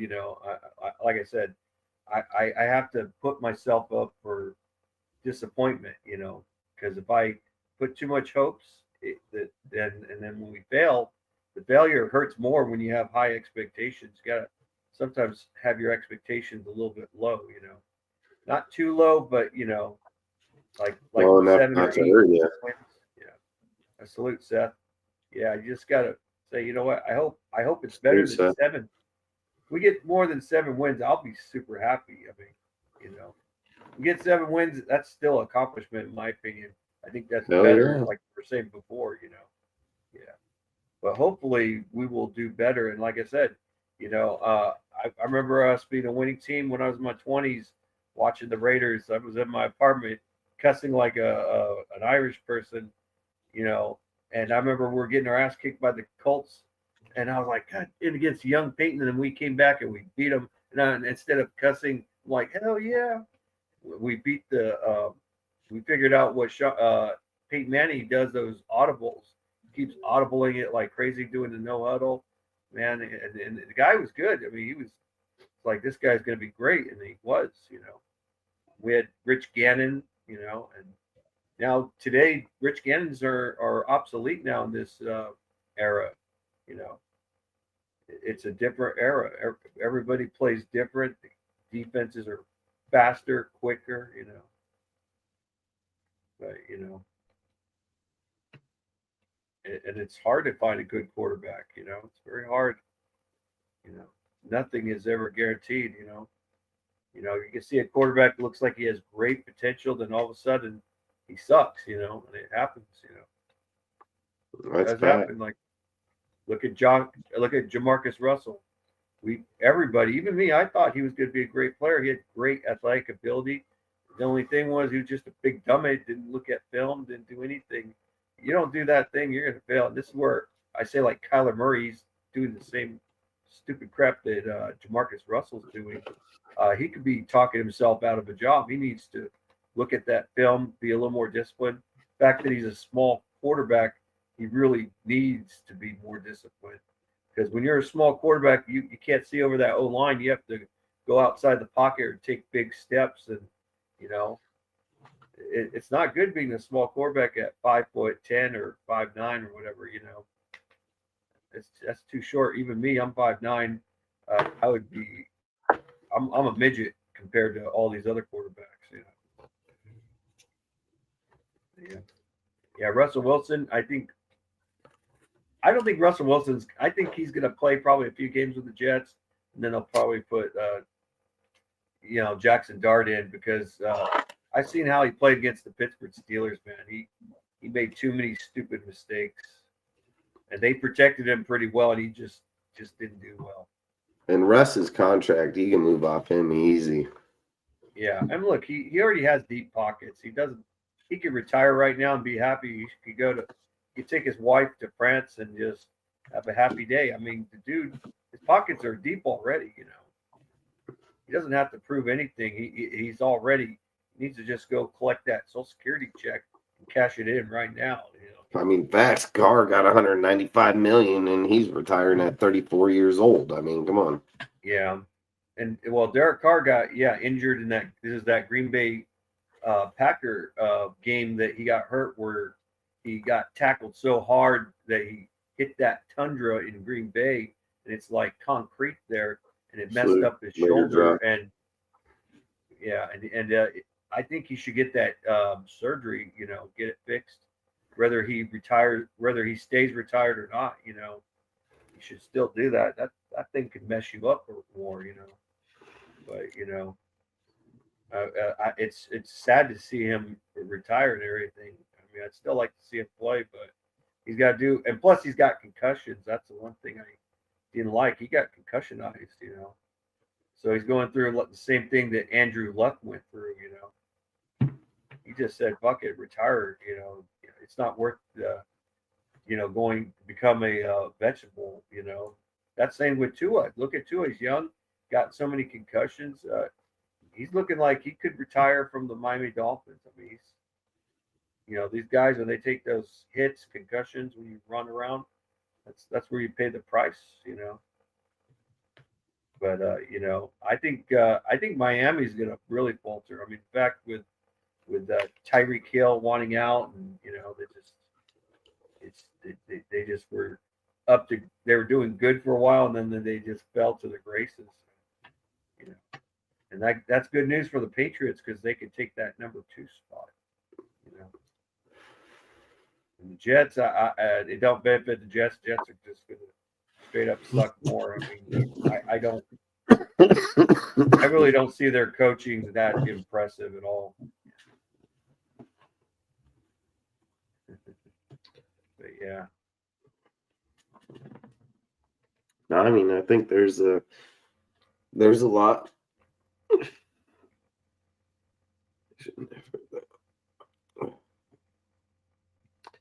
Yeah, I don't know. I mean, I think at the end of the day, there's always a lot of winnable games on paper. You know, it's just like a lot of great rosters on paper. You know, every year they'll say the team got better players, it's this, it's that. It doesn't work like that. You have to, it's like this guy just said, culture. You know, you have to build a culture. You have to be able to build a devotion. You got to make sure everybody's here for the same reason you're here. It's just like I said, when you're walking out of the tunnel, man, and you're coming down that deal, you have to know the 53 people on that roster are all willing to fight and go to jail or prison or die all the same way. Like, they all got to be willing to do the same, because if there's only a few on the team wanting to do that and the rest don't, you're not going to win games like that. You're not going to go into hard fought environments and beat them. You know, those people have it. Like, you know, when you're a little kid and you're playing like Pee-wee football, you'd show up to certain places and there's a lot of fucking people around, dude. And like, you're in these big old environments, dude. And like, you're in somebody else's place. Like, nerves set in. Like, even when you're a little kid, imagine when you're a grown ass man and you got 60,000 fucking fans in these places. You're traveling, you're tired, you know, like all these things are setting in, and you have to go into that environment and win. Most teams that do that are established teams that already have the culture, have that fight till you die mentality. I just don't think yet I think we don't have it. I mean, I look, AP, as much as I didn't like AP, he pushed that culture himself, you know. So am I saying like we're off? No, I'm not. Look, Pete's crazy. I've made posts about this. I've talked about it on the show. Pete brings energy that I've yet to see from a coach, period. Like, I've never seen the type of energy that Pete brings to these players, that they already want to play hard as hell. Every interview these guys are talking about are like, hey, man, this fucking dude he wants to win. He's establishing it now. He made it clear when he interviewed us. Like, they're all saying the same thing. And I know they didn't all get in a room and all say, hey, when someone asks us, this is what we're going to say. So it only shows that Pete went out and they talked to those people and they've told them, like, this is what we want, it's what we're looking for. Like, yes, we want to win right now. And I think when they say win right now, I think in their mind is like, if Spytek and Pete come out and they win 8-9 games this year, that's a fucking win. Like, that's a win for them, dude. They know, like, all right, man, we just took this team from 4 wins to 8 to 9 wins, so we improved by 4 or 5 wins. We're right there. We just need to get a few more pieces here, and then we can be competitive too in this division. And there's nothing saying that, hey, if we get beat up this year, that we get a shot at a quarterback in this year's draft. Like, it's not a bad thing, because if we're all sitting here just being delusional and saying, man, we were going to be this great team, but we never took the quarterback. We didn't take him this year. We didn't take him last year. We didn't take him the year before. We didn't take him when Herbert was in the fucking draft. We haven't taken a quarter 4 fucking times over this time. And we're sitting here saying, yeah, we're going Super Bowl with Geno. You know, like, we can't do those types of things. Like, we have to pull the trigger on an actual proven quarterback. And do I think Miller can, you know, be a good quarterback? Do I think Tommy can be, you know, if he came back in and played quarterback? Like, yeah, I think that anybody can be a good quarterback. I'm just saying, like, you have to get your one. Go. Come on. You have to go get your one. You have to get your one. You know, like, that's what I think. Like, and to me, we don't have our future quarterback, and everybody in this division does. You know, like, everybody in our own division all have future young quarterbacks. And do I think Aiden can be the guy? Yeah, dude, believe me, I've been Aiden's biggest supporter. I picked him again to our team. Fucking Like, I'm all about Aiden, man. Like, there's not about that. But I think if he can't get it done with Chip, he's never getting it done. That's just going to be facts. So at the end of the day,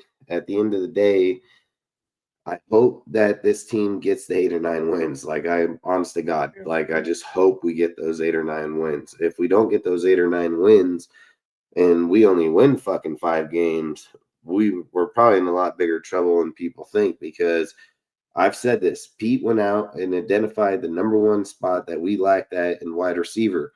He drafted 2, and he has like fucking, like I said, I think there's like 12 receivers on the roster right now. They're trying to find the receiver, like they want to make sure that they have the receiving core down, something we haven't done, not under any of the coaching staffs over the last few years. Like, nobody's brought in that many receivers. Nobody's tried to identify that spot that, like that for Carr or not. It's like Carr, they would go out and get a guy that's at Nelson Aguilar or somebody that's just at the end of their deal. Crabtree, fucking, like, they always bring him broken players for him to fix. And I think in this with Geno, it's easily the best wide receiving core we've had for a long minute. So if he can pull it, or like I said, we need to draft quarterback for the future. So, and if we went out there and then we only won 4 or 5 games, I mean, it helps us at quarterback, but there's no way that we would be able to say that's the need now. But look at all the talent we picked up in the offseason, and we're like, that's the problem. I fucking doubt that. So I don't know, man. I'm just like, I'm too tossed between the team, because a lot of me sits here and says, hey, man, Geno's a better quarterback. He's consistent. He's been in the system. He's got better players. We should win this time. And then there's the other part of me that's like, Geno came in here before Carr did, and he fucking sucked dick with the Jets, and he never did shit. And then he come over here with Pete, fucking, like 10 years fucking later, and he has few good years. But then you look on paper, every year has gotten worse. So it wasn't like he just went out and was great. It's had a decline, and it's had a steady decline, so he comes here, he plays in this division that's way more put together than where he was at in Seattle. Let's be real, Arizona sucks. Fucking the Rams are falling apart. For those years, they still played good football, but they were falling apart. Then you got fucking the Niners that fucking play but lose fucking games they shouldn't. Injury prone, yeah. Yeah, exactly. So I don't think that was too tough. You come over here, you fucking just literally took a fucking dog bone, threw it out there in the middle of the pile and said, go get it. Like, fuck that. I'd be first in, but I just think, I don't know. Geno is basically Jimmy G that can run. Hey, I'm not gonna lie, man. I've said, brittle, though. Yeah. I just said, don't be shocked if something like that's happened with fucking Geno. Like, I've said it. I've been the first motherfucker to say that this guy can be Gardner or Jimmy. It's easily told, but the system that you're putting with them with Chip Kelly and shit, there's just no way he could be. And if he is, then I'd move to Aiden O'Connell right away. Like right away. Oh, Aiden has a good insurance policy, though. Yeah. I hope we don't be biased.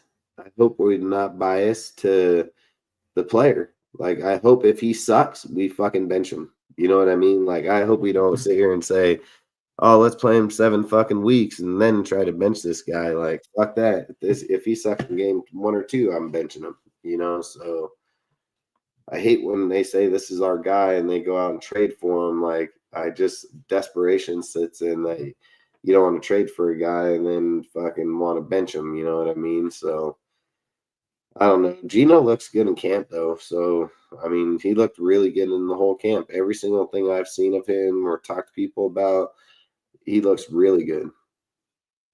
Yeah. I think he'll do better if we run the ball. If we run the ball consistent, I think his quarterback rating will do better. As long as, because a lot of good quarterbacks have better quarterback ratings when they have a good running game, Not a lot of pressure and, And the reason why Jimmy Garoppolo looked good with the 49ers was because they were a running team. But then when they faced the Chiefs that were a passing team, they got exposed, and Jimmy could not keep up with Patrick Mahomes at all.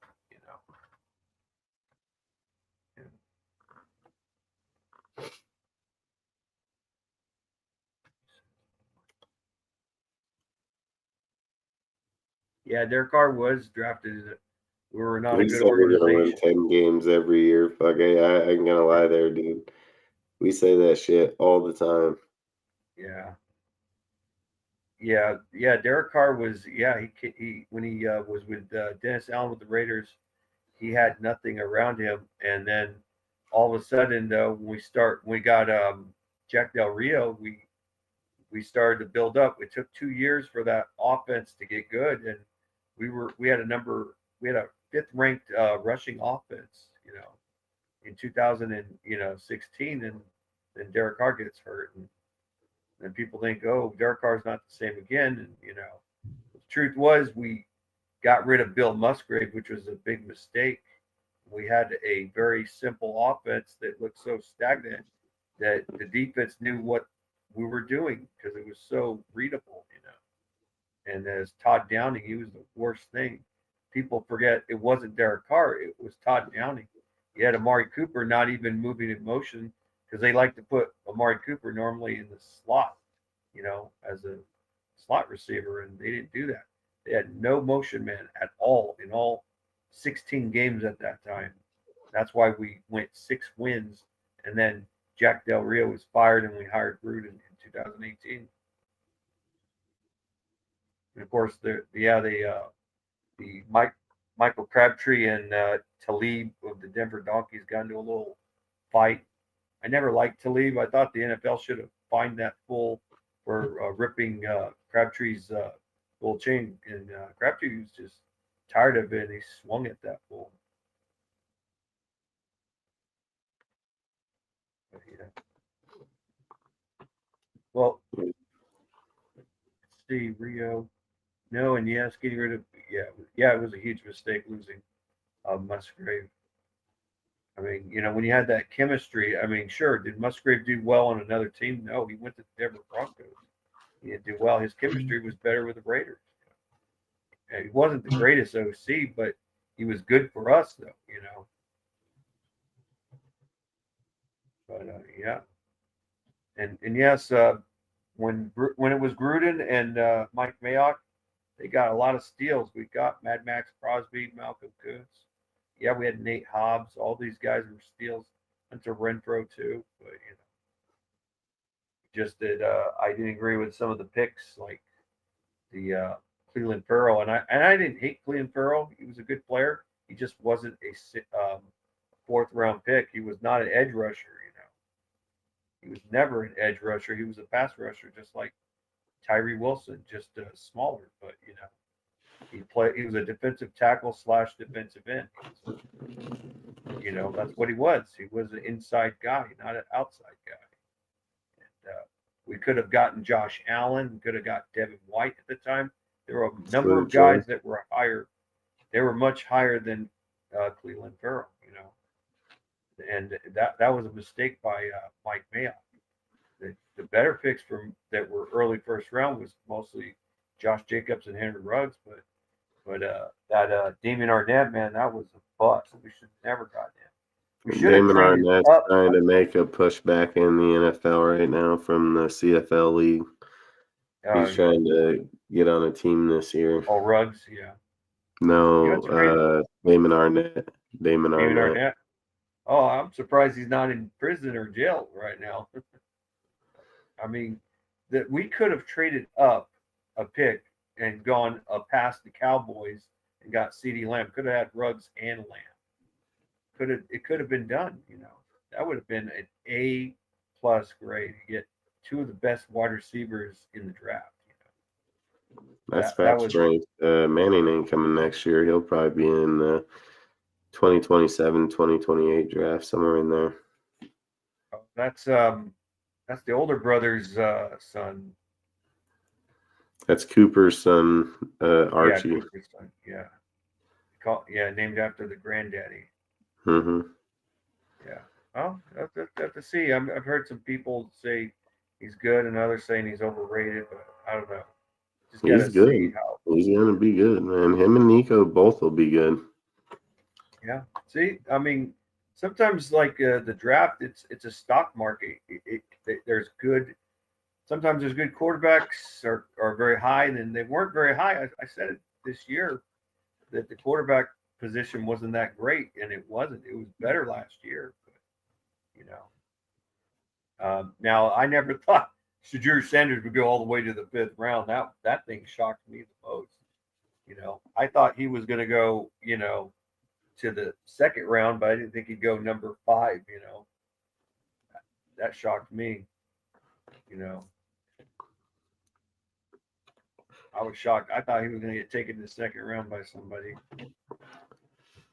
There's a lot of quarterbacks in next year's draft. The problem is you just have to wait in college until they start, because depending on how they start out or where they're going will determine their draft stock instantly, you know. So I think you just kind of have to wait. But there's a lot of good people that can be underdogs that'll be, top picks. There can be dudes that are top picks that are going to fall off. So yeah, I don't know. There's quite a few, but if I was trying to pick a quarterback in the draft for a franchise, I'd probably be looking for Archie or Nico at least. So yeah, I'd probably be looking for the next, draft or two after this one. yeah. I think you just got to roll with Aiden, man. You already got him. He's for 4 years. You got him this year, next year. You got Gino. I think it almost sets us up perfect for the 2027 draft to go after a quarterback. 26, you can go after one too, just depending on who it is, So Yeah, I think right now, yes, Gino's just the right now guy, but he's a short-term right now guy. So we don't know if we're gonna. His contract's 3 years, but we could probably just keep him for at the most 3 years, but maybe at the minimum 1 year. But I think he'll be fine. I think with him, and he has that chemistry with Pete Carroll, but even if they have great chemistry, doesn't always mean that we're going to the promised land, because you have to be more than chemistry. You have to be better than chemistry. That's asking a lot for that coach and that quarterback. It's a very difficult division. We'll have to see. Do I think the quarterback class is better this year than? Yeah, I think the quarterback coming up next year is better than this year's for sure. But I mean, every year you're going to have hype on good players. It doesn't mean that they're going to do anything. Look, this is the things I think about all the time. People say, well, this player got the Heisman Trophy. He's going to be good. That's bullshit. People have had that award and ain't done shit in the NFL. I mean, it's good to have certain awards or tangibles or, things of those factors, but going from college to the NFL, it's a whole different ballgame. It is a whole different ballgame. It's not even close. And if people don't study that or get ready for that in college when they make the transition, I've said it, unless you're people like Brock Bowers that already have that skill, and then or you're going to a team like the Niners, the Rams, the Colts with Steichen, you're going to the Vikings, you're going to the Chiefs with a good offensive coordinator type coach, you're gonna fail. So do I think there's a good class here next year? Yeah, I do. But I've always said it just depends on where they all end up going or what teams get them, because just because you come to the NFL don't mean you're going to do anything. I mean, look at Jackson Dart's a great player. I've said that. Everybody knows it. I was the first dude bring him up. I said that he was going to be a danger to be in the NFL, which I think he will. You know what's going to save him in the Giants organization is a guy like fucking Debo, or however you say that, Debo, however you say his name. That's what's going to save him in his career, because he has worked with Allen and he's worked with a good quarterback. He hasn't had a good quarterback there. They haven't had the consistency. So you're going from dudes like fucking DeVito and to this guy. I mean, night and day. I mean, and he's got neighbors and all. He's got weapons, dude. So it's not like he's just gonna suck over there. But the thing is like I'm putting him ahead of Russell Wilson. Russell Wilson don't get the start first, so or Russell Wilson gets the start first. So we'll just have to see how that pans out. But sooner or later, it's Jackson's job. Like it's going to be his job regardless. So I don't know. I think with us, dude, it's like I like Cam and I like Aiden. But when do they get their chance? Like, is their chance in a few years? Is there saying that, hey, we don't really care about Aiden O'Connell? Because if you look at it in the draft, that's how people basically put it. Like, oh, this is the guy Tom's going to develop. This is the guy Tom's putting the time in. But what also say is that Tom didn't put in time with Aiden O'Connell too. Like, what is there saying that he hasn't done that? And not only that, he's on a cheap contract too. And when Aiden got put in like the right system, is he the most mobile guy? No, he's not, but he was faster than Gardner Minshew, and people are over here saying Gardner Minshew's a scrambling quarterback. Look up the 40 time. Aiden run a faster 40 than Gardner. So he's not this big old scrambler, but can he scramble to go get a first down? Yes. When Gardner scrambled, he scrambled and got himself into fucking trouble. Fumbled, fucking getting tackled behind the line, pressured up. Like, there's a big difference. Collarbone. Yeah, I mean, there's a big difference in one player scrambling versus another. Like, did Aiden try moving out of the pocket last year and start to get more mobile? Yeah, he did for sure. But if you're coming here and you're saying, all right, we have dudes like Gino, we have the guy from UNLV, fucking, I don't know why I'm spacing his name, but the quarterback from UNLV, we have Cam Miller, we have freaking Aiden O'Connell, damn, I want to say Tommy, but it's not Tommy. But long story short, you got all these guys and you're not you're not developing them, you're not getting them. I just read that message and now I just spaced my shit big time, man.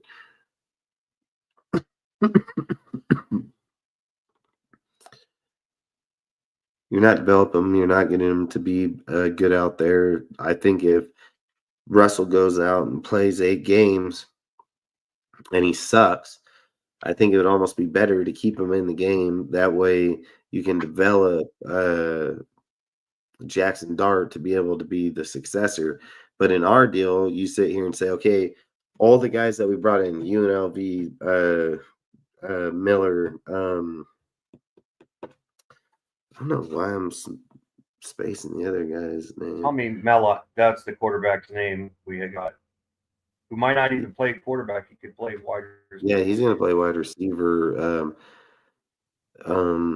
It was the UNLV, Cam, Aiden, Gino, and then if you're looking at all the guys that we brought here, they're all mobile quarterbacks. Every one of them are. They're all mobile. They're all fast.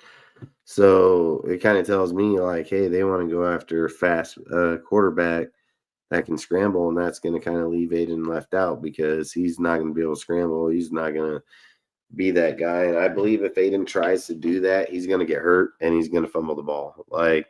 So I'd probably try to stay away from that type of scenario for him. I think if Aiden's going to win here, he's run for first down when that's the only option left. And he needs to throw for most of the rest of the time or hand off the ball. But people swear in this league, in order to win anymore, you have to be able to just run around and all this shit. So if it's that case, then you have to be looking at the other options I said. Salute Raider Rebel. I was willing to give up the farm for Caleb Williams. Man, I think Caleb's going to suck, man, but I could be wrong. Carter Bradley, you're right. Frickin', that's what it is, Carter Bradley. Caleb can be I mean, he was one of the best. He's like one of the best guys out there for sure. Coming out of USC, everything. I mean, he's a great player. I just hate Ben Johnson. I hope he sucks, but we'll have to hopefully see. But look, man, I appreciate all you guys coming. I got to get up at 4 a.m. We're doing planning right now, so garlic and potatoes. So I'm gonna hop up off of here right now. We'll be back here on probably Friday, Saturday, somewhere in there, and we'll talk some more football for later this week. And I'm gonna hop off, Rudy. I gotta go to bed. But long story short, I appreciate all you guys, man. If you haven't already, just like, subscribe, hit that bell with all notifications on there. If you guys want to join our Discord or you want to join up on our Instagram chat or Instagram, just go to my Instagram channel. I'll invite you to the Instagram chat. If you want to join up in our Discord, we do stream the lives, all the games, everything like that. Whatever, but you guys are more than welcome. Outside of that, I hope you guys have a great night, and we'll catch you on the next one. Really do appreciate it, man. Peace.